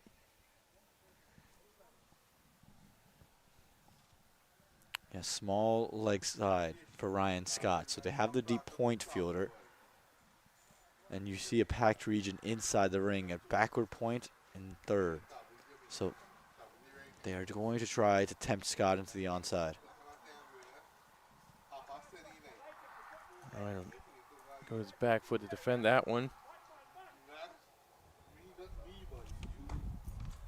So we got the former USA batter with the current USA spinner. Well placed there. I know that hasn't gone to the boundary for 4, but that is a ridiculous shot. Just given how fast his hands had to have been and how late he played that to bisect the field. The gap was not big. That is not a big gap there. He found the middle of it perfectly. Like you said, he just had to flash his hands there at the right time. And he did that. Ryan Scott, who's known as a basher, is playing some good shots right now.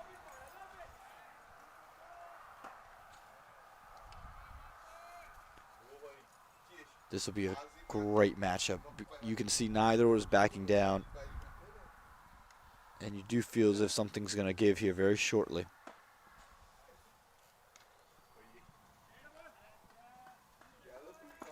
And Ryan will give strike over to Zaid.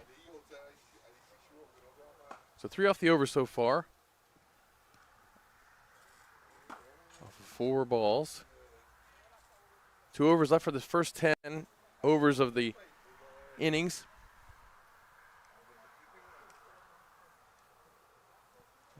Zaid Alam, who started 18 from 9, is all the way down to 24 from 24 now. He skips down. This is, oh, good effort. Good effort in the deep. It would have been a sensational catch. But it is put down. Just one hand, actually, that was just kept in, basically. It was almost like a goalie making a stop. Yeah, never easy when you have to move that far to your left. Dipped on him late. Again, the test experience came in there. Great athletic play, great athletic judgment as Khulle pick up a single to close over number 10, 59 for 4.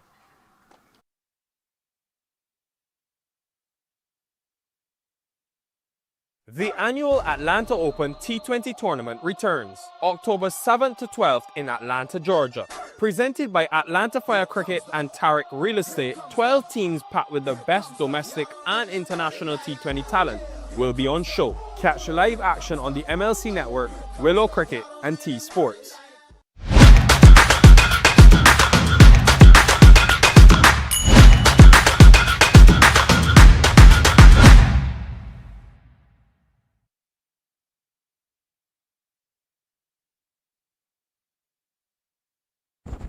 Ten overs are done and dusted, and Brian Walters is back. 59 for 4, Brian. This game feels like it's crawling to the finish line. Crawling, stumbling incoherently toward the finish line. And that's very much an insult. I apologize. If you have a bat in your hand, you can still score runs. And have an over that goes for 16, 17, then you might start feeling you're in the game again.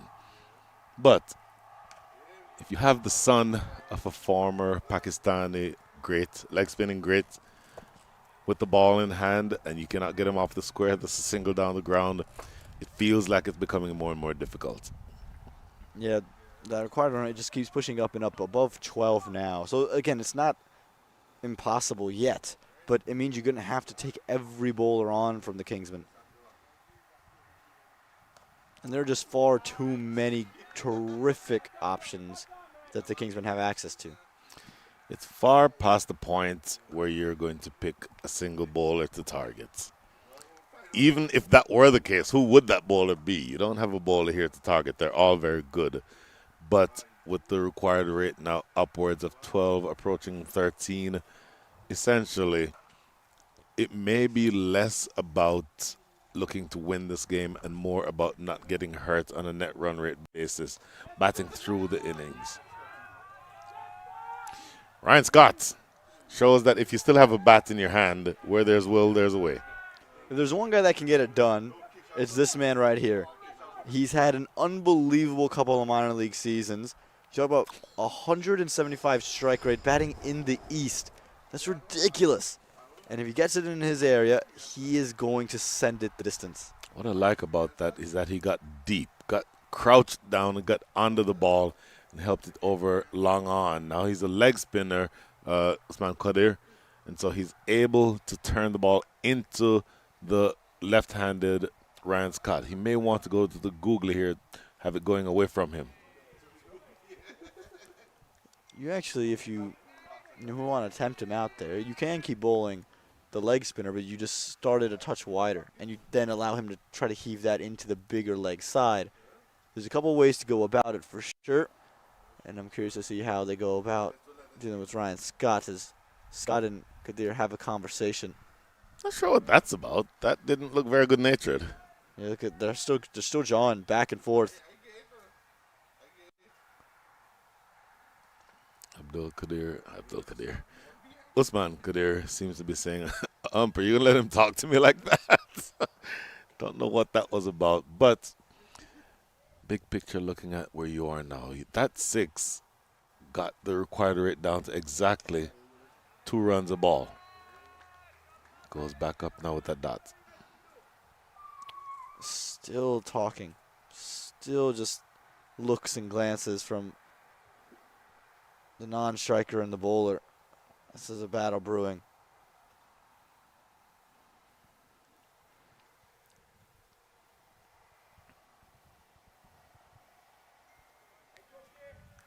Usman Qadir, last year at this tournament, overpitched a delivery, and the batter struck the ball back fearsomely, hit him directly on his head.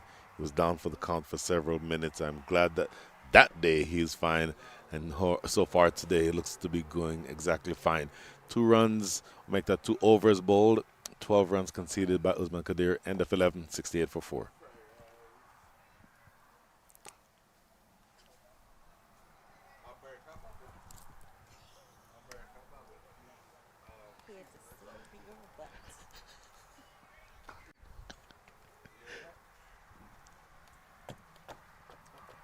I'm curious to see how urgent the Kingsmen become and when they flip a switch dealing with Ryan Scott. If Scott hit a couple more boundaries, you reckon that they're going to throw all their tricks up their sleeves. It'd be the second consecutive over of Milind Kumar here. But I think Saad Ali is saying, okay, Ryan Scott gets past you, I might be forced to turn to Azil Hucker Company. I think it's going to be a steady diet of Milind Kumar. Ryan Scott loves the ball coming onto the bat. The conventional thinking would be the off spinner to the left-handed big hitter would be the way to go, slower through the air. Milind Kumar has been described as many things. I'm not sure slower through the air is one of those ways. No, but you're right. There's an ingest there, but Sure. Milind Kumar definitely provides that option. This will be his 3rd over, so they'll have one more to follow him. Milind Kumar.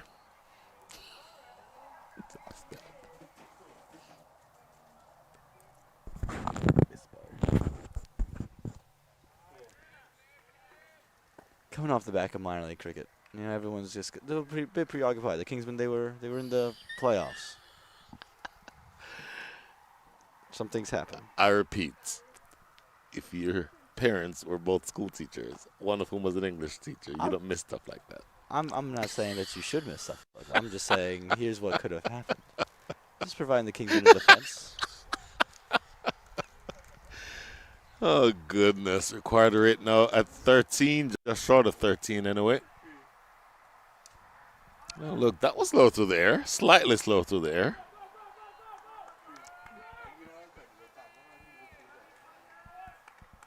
Keyword slightly.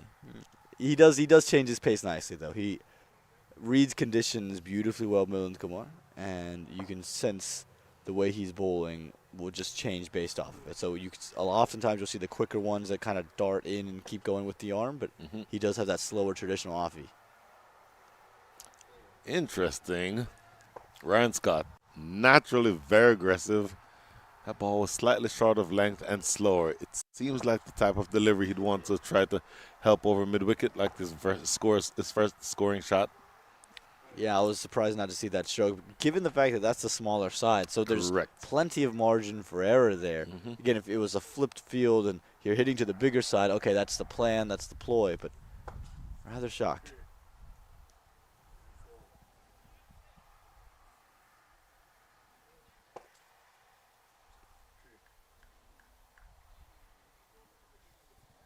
Such a strong throwing arm, Milind Kumar, along with everything else. End of over number 12. Last 8 coming up. You still need another 106 runs.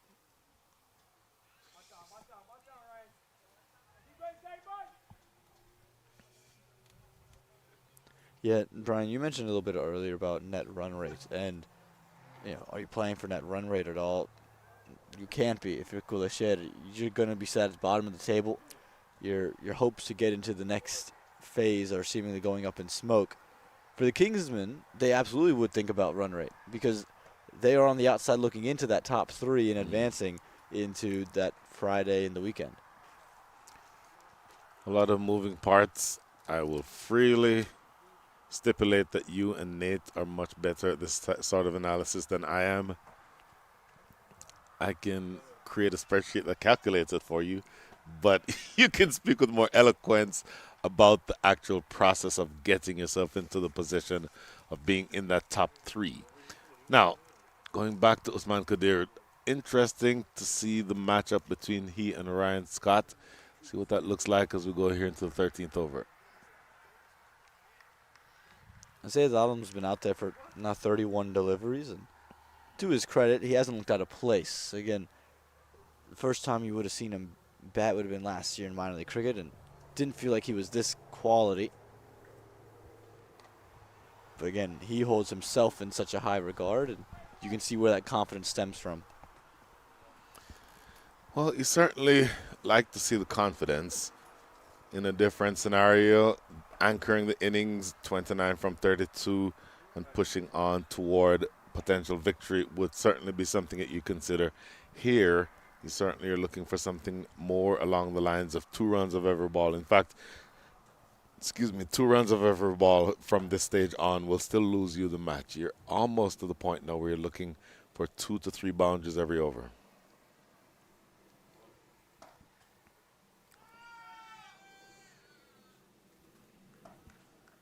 And Ryan Scott knows that. And so you're going to see him be ultra aggressive, especially with the angle now that's angling everything in to the left-hander. He's going to look to take it into the onside. Angle it into the left-hander, asking him to hit on the big side of the ground, though. So that might be why he's made that change, Usman Khadir. Ryan Scott is winding up and looking to go big.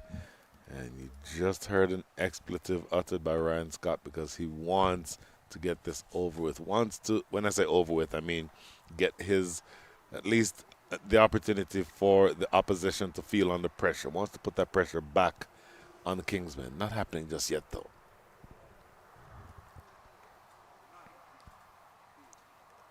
And it's important for the Kingsmen now to really win with a margin because you look at the matches to come, the Clarion Eagles, they were the ones who handed the Kingsmen a defeat earlier today by 63 runs at the other venue. And so now your net runner is already behind the 8 ball. So this is your way to catch back up and give yourself a chance tomorrow. That was a medium pacer from the leg spinning Usman Khadir. Ends over number 13, 76 for 4.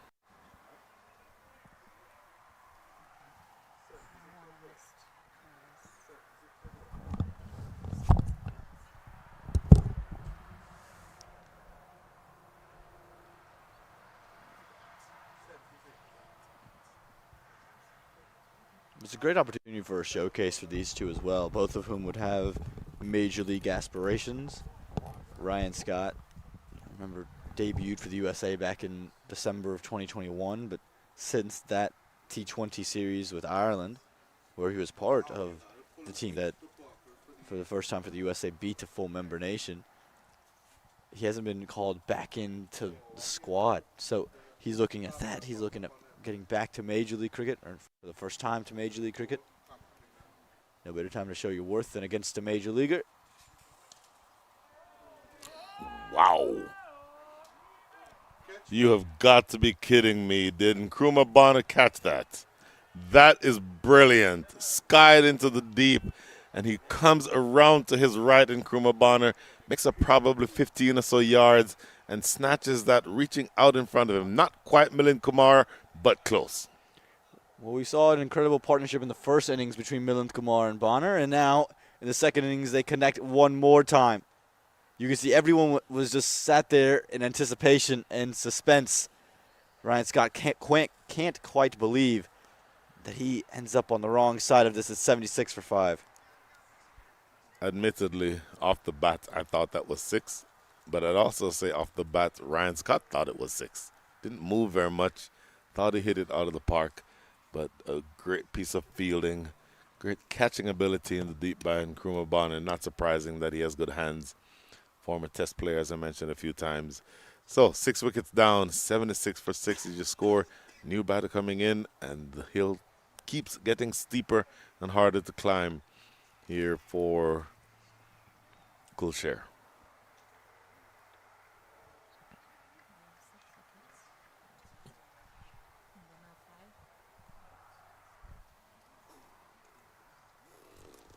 Slow. 6 down, they're just slow. Milind Kumar's now taking 2 wickets on the day. I'm not sure there's going to be much debate about player of the match, Brian. Well, actually, I'm not sure who you'd give it to. I mean, well, you are the adjudicator. Oh, I am. So, I am. Am I not? If it goes wrong, you know who to blame. I believe I completely forgot about that. Well, then I should start paying attention to what Mr. Milind Kumar has done. Now, he's not scored 150, so that works against him. He's not taken 5 wickets. That also works against him. And very frankly, only 1 spectacular catch. So I don't know necessarily that he's done enough to gain my vote of confidence. You got to be kidding me here. What happened? Direct hit. The umpire's going to take a look at it. Aman Patel, what did you see? Admittedly, I wasn't looking at the play. It was awfully close. It was awfully close. And as soon as Milind Kumar picked it up, you knew it was going to be a direct hit. I'm so intrigued. It's given not out on the field. Oh, this looks like it could very well be out. Quick release, quick throw. We'll have to wait and see because this one has gone to the moon and back.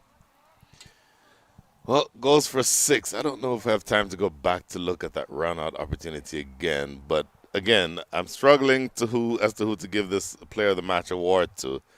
Maybe we'll see whether or not he got that direct hit. Oh, that is absolutely drilled.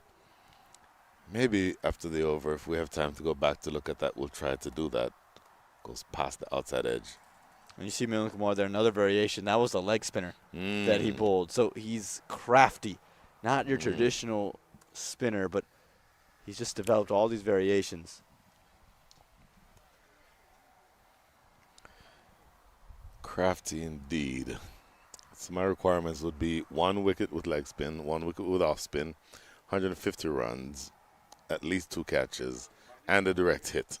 So any combination of some of those, then I may consider him for most player of the match. See if we have time to go back to that replay here. See the pickup by Milind Kumar. This should tell the story.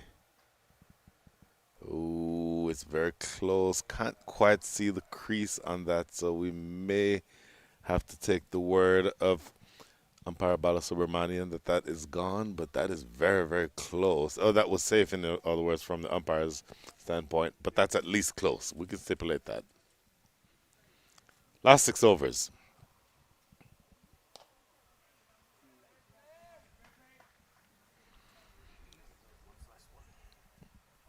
Last one being bowled here by Usman Qadir.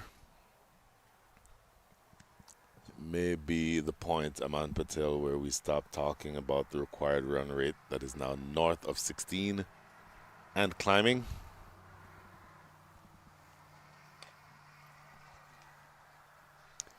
Yeah, you can sense this game is just waiting to almost end at this point. And again, it's a good opportunity for all these individuals, Simarjeet Singh in particular, a young cricketer who's trying to gain more and more confidence. Man, to the left of your screen there, Hamad Azam sustained an injury, was not able to take part in the playoffs this past weekend. All the best for him and his health. Tremendous all-rounder. See everything that he's done. And the man who was sitting to his right, meaning to the right of the screen, Hamad Azam's left, is Anwar Ali. Another tremendous bowling all-rounder, let's call him that. Yet another wide. So a little bit sloppy going on to the back end of this innings. I tell you what, when it's turning square, you won't mind giving up a couple offside wides.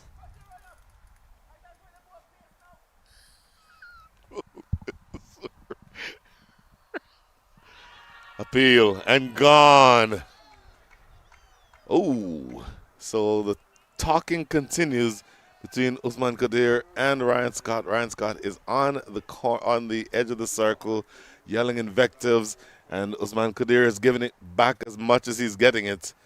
So umpires might have to get this under control here. But look at this delivery. Back on the leg stump, middle and leg maybe, on the back leg. And we may not want to show that replay again because the words from Usman Qadir, I think, speak for themselves. 7 make that 6 wickets down, 80 runs on the board. A nice, cool 100 runs remaining to get Aman Patel. Yeah, touch quicker. And Zed Alam knew straight away. Yeah, don't need John Boy Media to come fill the blanks on the lips. Could be fun though. Could be a good segment, Jimmy, if you're listening. You know what? That we may have to send this clip to him and ask him to do what you do. Wow. Oh, by the way, I misspoke. It's 88 runs, so they need a cool 92 to go here. There's Brian Walters in 6 overs. I will say this. I once went or played a match where we needed 28 from the last over. I hit a 6 to tie the game off the last ball. And then? I mean, the game was over. It was tied. This is long before Super. We barely had T20s back then. So. I thought there was a omission of story because the Super Over didn't go the way it needed to. No. This is, that was a heck of a googly, by the way. That turned a lot. Asking a polite inquiry. Oh, my goodness. Oh, throw to your own end, Mr. Keeper, and you have wicket number 9. Ramiz Raja. Wicket number 7, my apologies. Ramiz Raja thought, I can go to the non-striker's end, and I don't think anyone really communicated. I don't think anyone knew who was going to take off because initially it was Simranjit Singh, and then Ghazi took off late. All happening in the middle.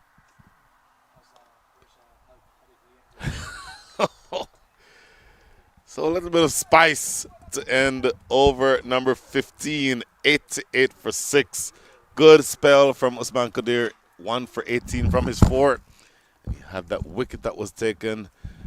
Realistically, I don't think that there is any way that you can get or can make an argument for Sher Khulle coming back into this game in any way, shape, or form. And about the only thing that you can do from this point on is play for pride as you go into the last 4, make that the last 5 overs of this inning, Nate Hayes. Yeah, there's not much suspense right now, that's for sure. No, not much suspense, but plenty of spice. And you might have heard some long-distance sledging from Ryan Scott. The young man, Aryan Satish from Houston, Texas.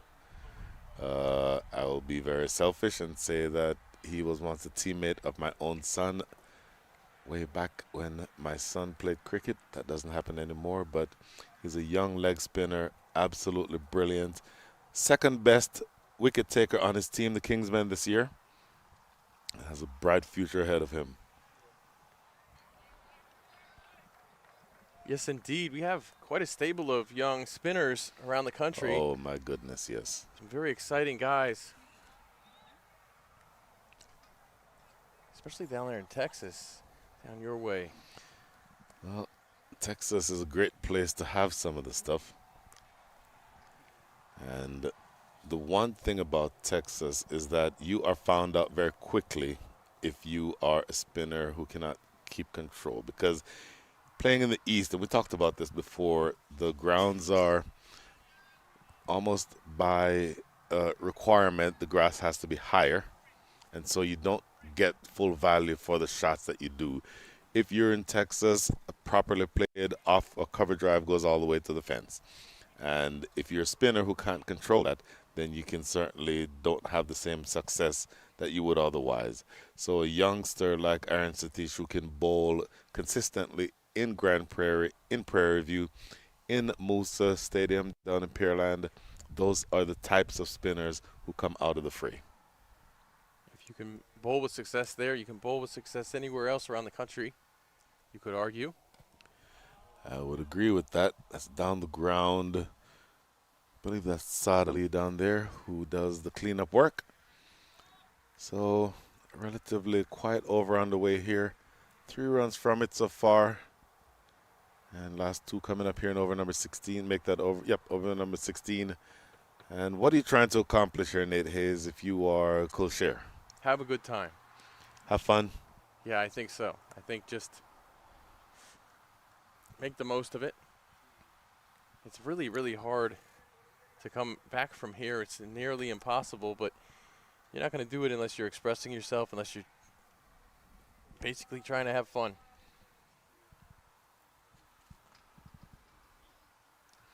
Oh, tell you what. It's a good piece of batting. He was beaten in flight there, Simranjit Singh. And he'll get a couple of runs. Almost thought he was a sure candidate for stumping that time. That, in fact, is the end of over number 16. 2 more runs come from that last ball. 94 for 6 after 16.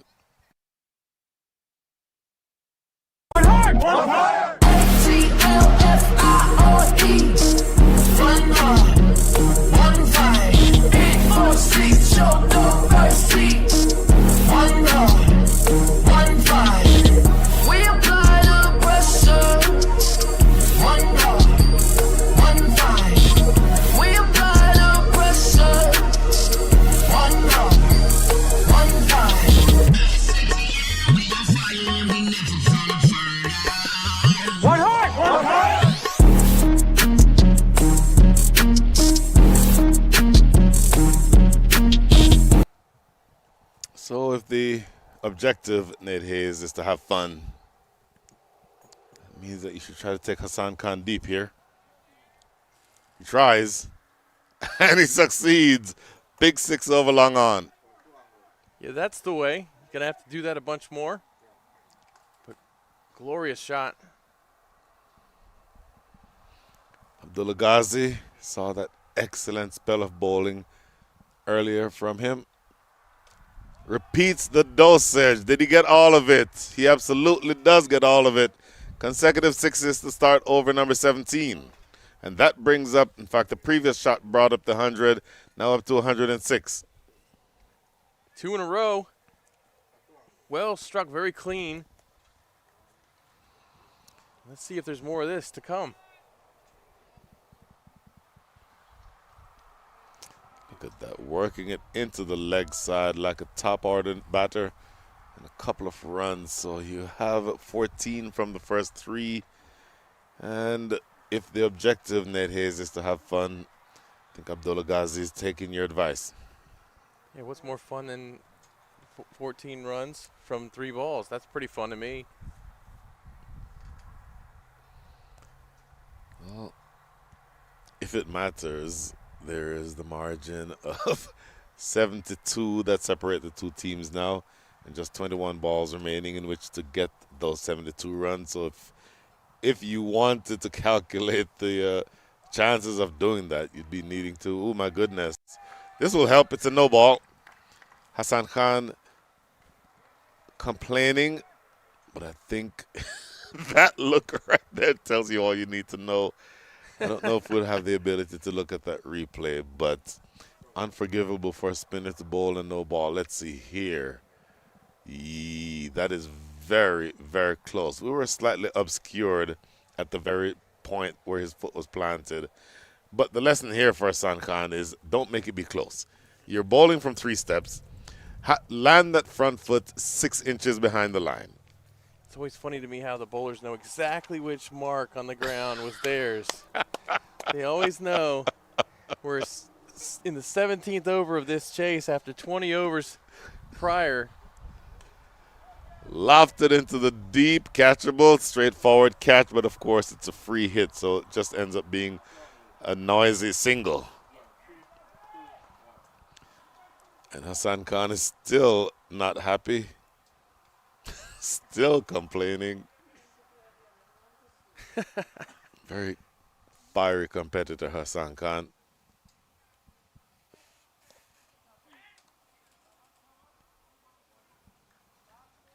So you're down to, let's call this happy hour. 1 ball remaining here in over number 17. In theory, you can go have fun for 19 deliveries. See whether or not you can pull up, I don't know, 150 or so to make it interesting. Oh, in the air. Thought for a split second that might have been a catching opportunity to Muhammad Ali as a short cover. Didn't happen. End of over number 17, 110 for 6.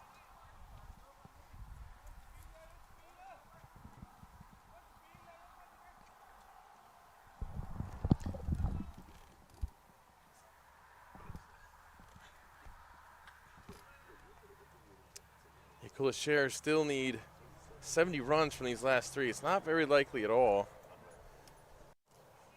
But we'll see how it goes. And we'll see who gets the ball right now for this 18th over.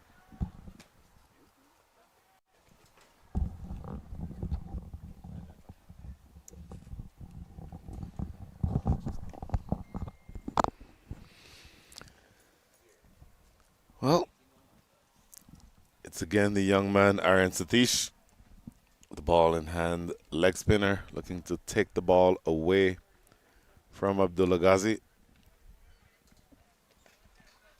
Abdullah Ghazi, I suspect, will be swinging for the fences. He was doing exactly that, coming up empty on that shot. Yeah, that's a tough length right now with the way that the ball is turning.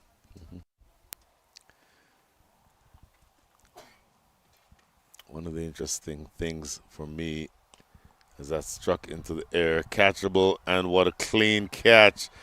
Take a bow in the deep. That is a man who had a really difficult time with the ball when he bowled, but Akhtar Shah takes a brilliant catch in the outfield to dismiss Abdullah Ghazi. That is wicket number 7. And this team is putting on a display, this Kingsmen squad in the field today. That is a very good catch after a run. We've seen a few of these. We've seen some incredible catching out there.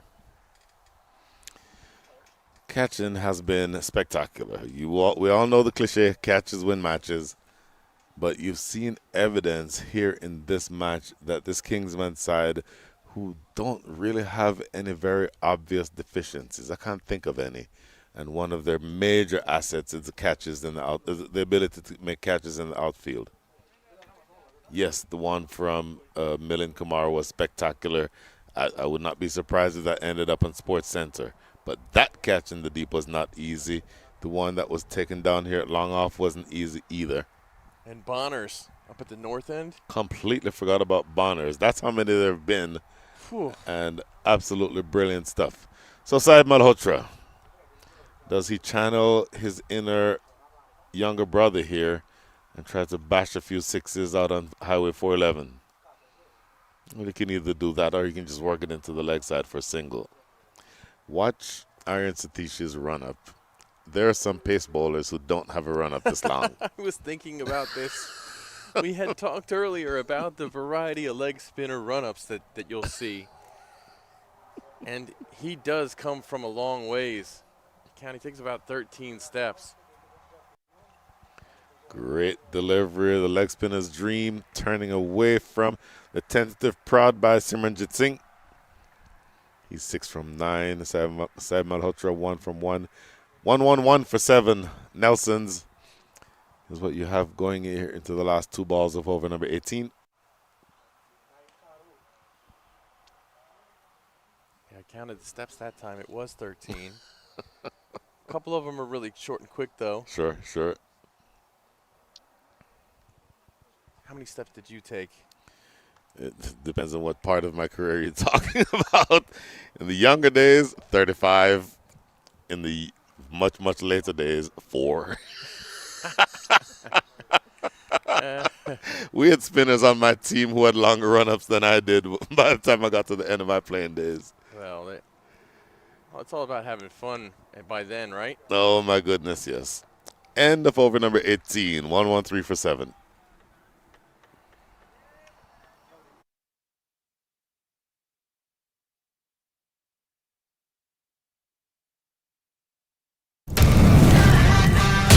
Atlanta Fire. Star-studded Atlanta Fire, one of the favorites.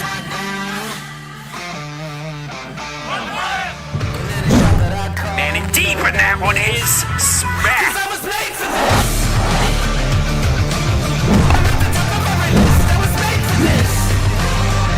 Oh, this one is globbed into the onside. A slow, short ball. Yeah, that's right. Going into over number 19 here, the last 11 balls in this match. Potentially, Hassan Khan will have something to say about that. This is his last over. Bowling to Saeed Malhotra. See, he's conceded 30 runs now on that delivery, but most of those in his last over. He was pretty clean before that. Well, it is now to the point where it is mathematically impossible without extras to win this game. Obviously, you knew that this point would have arrived eventually, but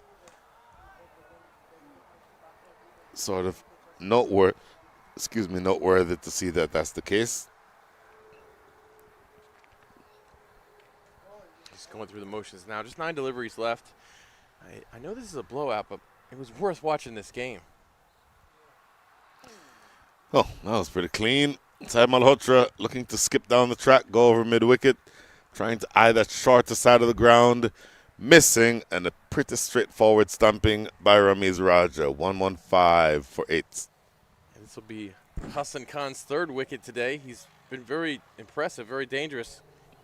I mentioned he had that 1 over. It was a bit expensive, but 3 wickets in a day, that's great. Put you in the conversation for player of the match. Ooh, he's up there, isn't it? It's neck and neck. It's neck and neck. It is neck and neck. We have a decision we need to make.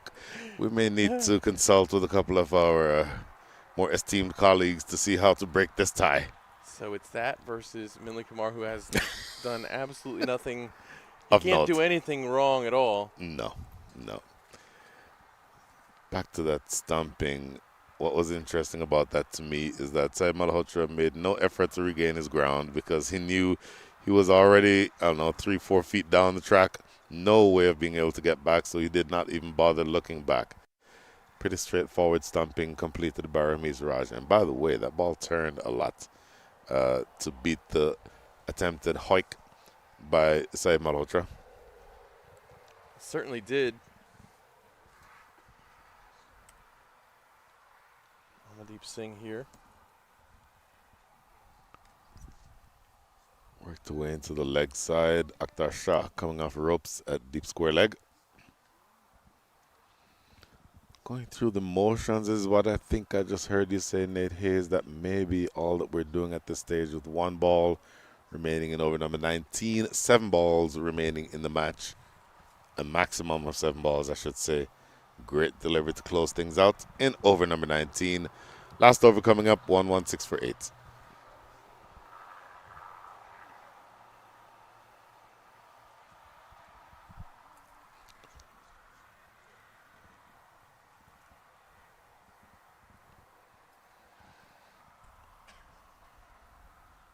looks like the youngster's going to get the ball again from the north end.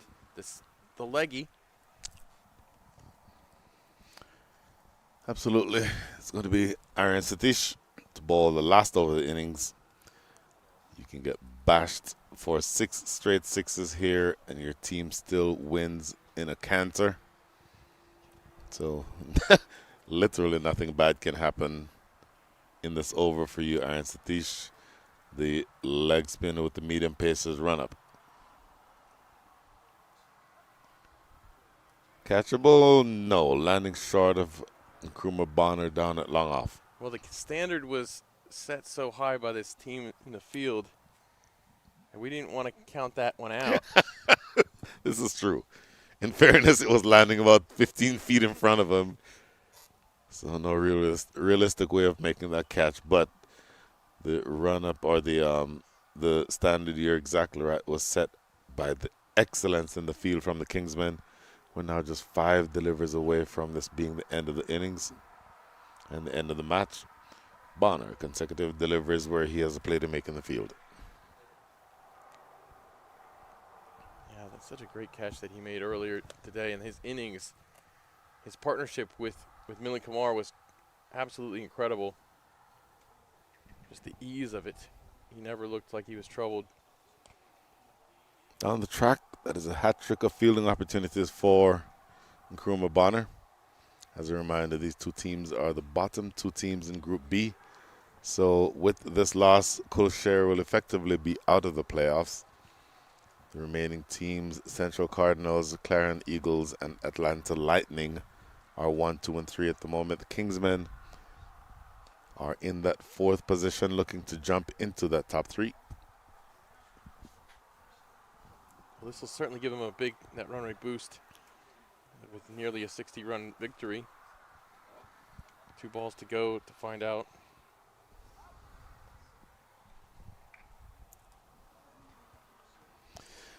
So, you play for fun the rest of the way if you are Sher.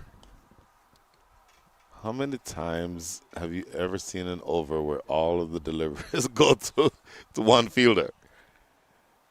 And what consistency from your leg spinner, who's bowling a full enough length to be driven down the ground, but not so full that it can be taken over the ropes. Last ball of the match, 121 runs on the board. Does Milind Kumar have another big catch in him? Skied. Simple catch taken. It is Ziol Haq, who takes about the most simple of catches at backward point. They end up Sher with 121 for 9. Another wicket for, in fact, the first wicket for Aaron Satish. In fact, he's taken 2. So 2 wickets for Aaron Satish. But the story of the day, ladies and gentlemen, is Milind Kumar, who I will grudgingly state is probably the player of the match. Oh, my goodness. I don't know if we'll see a better innings for the rest of the year than we saw from Milind Kumar, who built that great partnership with Bonner. But then he came into the next innings, and he was just brilliant all over again. Let me also state, as the remaining members of the Kingsmen, or of Sher rather, are walking out to the field to shake hands, that I am hopefully, with fingers crossed, hoping that all goes well at the handshake and that there be no, let's say, hard feelings. Let's put a graphic up just in case.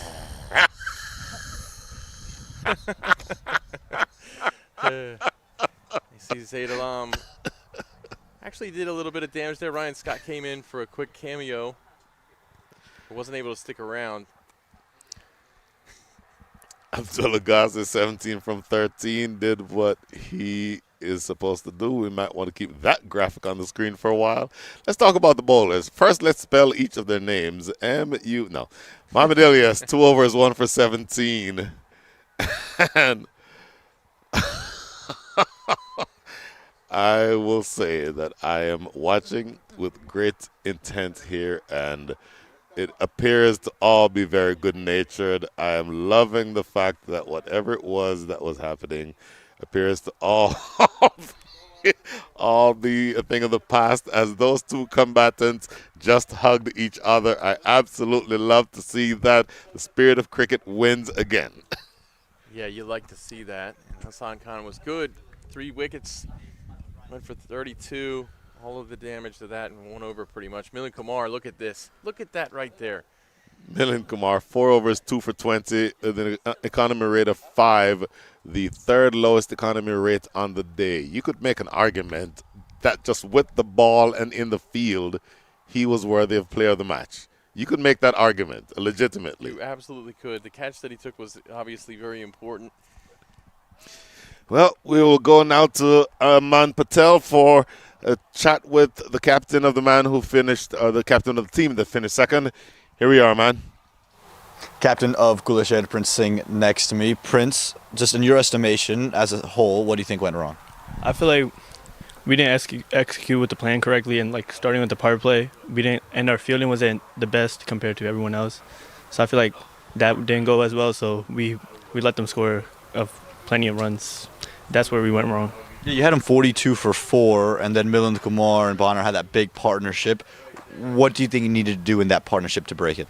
I think Milind Kumar, we had him out. It was a catch. We didn't get that. So another part, that was fielding. And then I think it was just our bowling plan. We didn't bowl according to the plan, so that's where we went wrong. And then with the bat in hand, it's a tricky wicket to go out there. Did you feel like that score was attainable? Yes, when I went out there, I was feeling confident. I was feeling good. You know, I felt like the score, we could have definitely got to there because they scored, so we could have easily scored that. But again, we didn't go as planned. Well, tough luck today, and good luck the rest of the way. Thank you. Well, you heard here from the captain of Khulle Sher. Sometimes it's a day where you just run up against a team that dominates, and I think that's what you saw here. Nate Hayes. Yeah, Khulle Sher didn't really have their kind of tournament. It didn't go their way all week so far, and we'll see just how right here as they tried to get going early on. Got that big 6 over the mid-wicket area, and Mohamed Ilyas bowled well. This is skied, and this is where we have this man, for some reason, who keeps making cricket look easier and easier. That ridiculous catch taken by Milind Kumar. Just unreal. Pretty straightforward catch there, taken off the outside edge. We've seen a couple of those. And then Milind Kumar himself again coming in and just clean bowling Agni Chopra that time. And Hassan Khan tossing it up, knocking back the middle stump that time. This one dragged into the deep, and look at the ball landing maybe several yards over the ropes. Really, you just had too much work to do. Ryan Scott tried while he was there, lofted a couple down the ground, a couple of big hits, but you didn't see much resistance. The asking rates kept going further and further up. As a clean catch by Bonner in the deep. And then yet, even though you had a couple of lusty blows in that mid-wicket area, just too much to do. This, to me, is a piece of work that you'll be very proud of. Full and straight, bang a target. And a little bit of action there, a little bit of byplay, but hopefully everything would have been in the past. And I believe that that's the case because those two were hugging at the end of the game. So really good stuff in the deep. And at the very last part here, you see that good striking, a good catch in the deep by Akhtar Shah.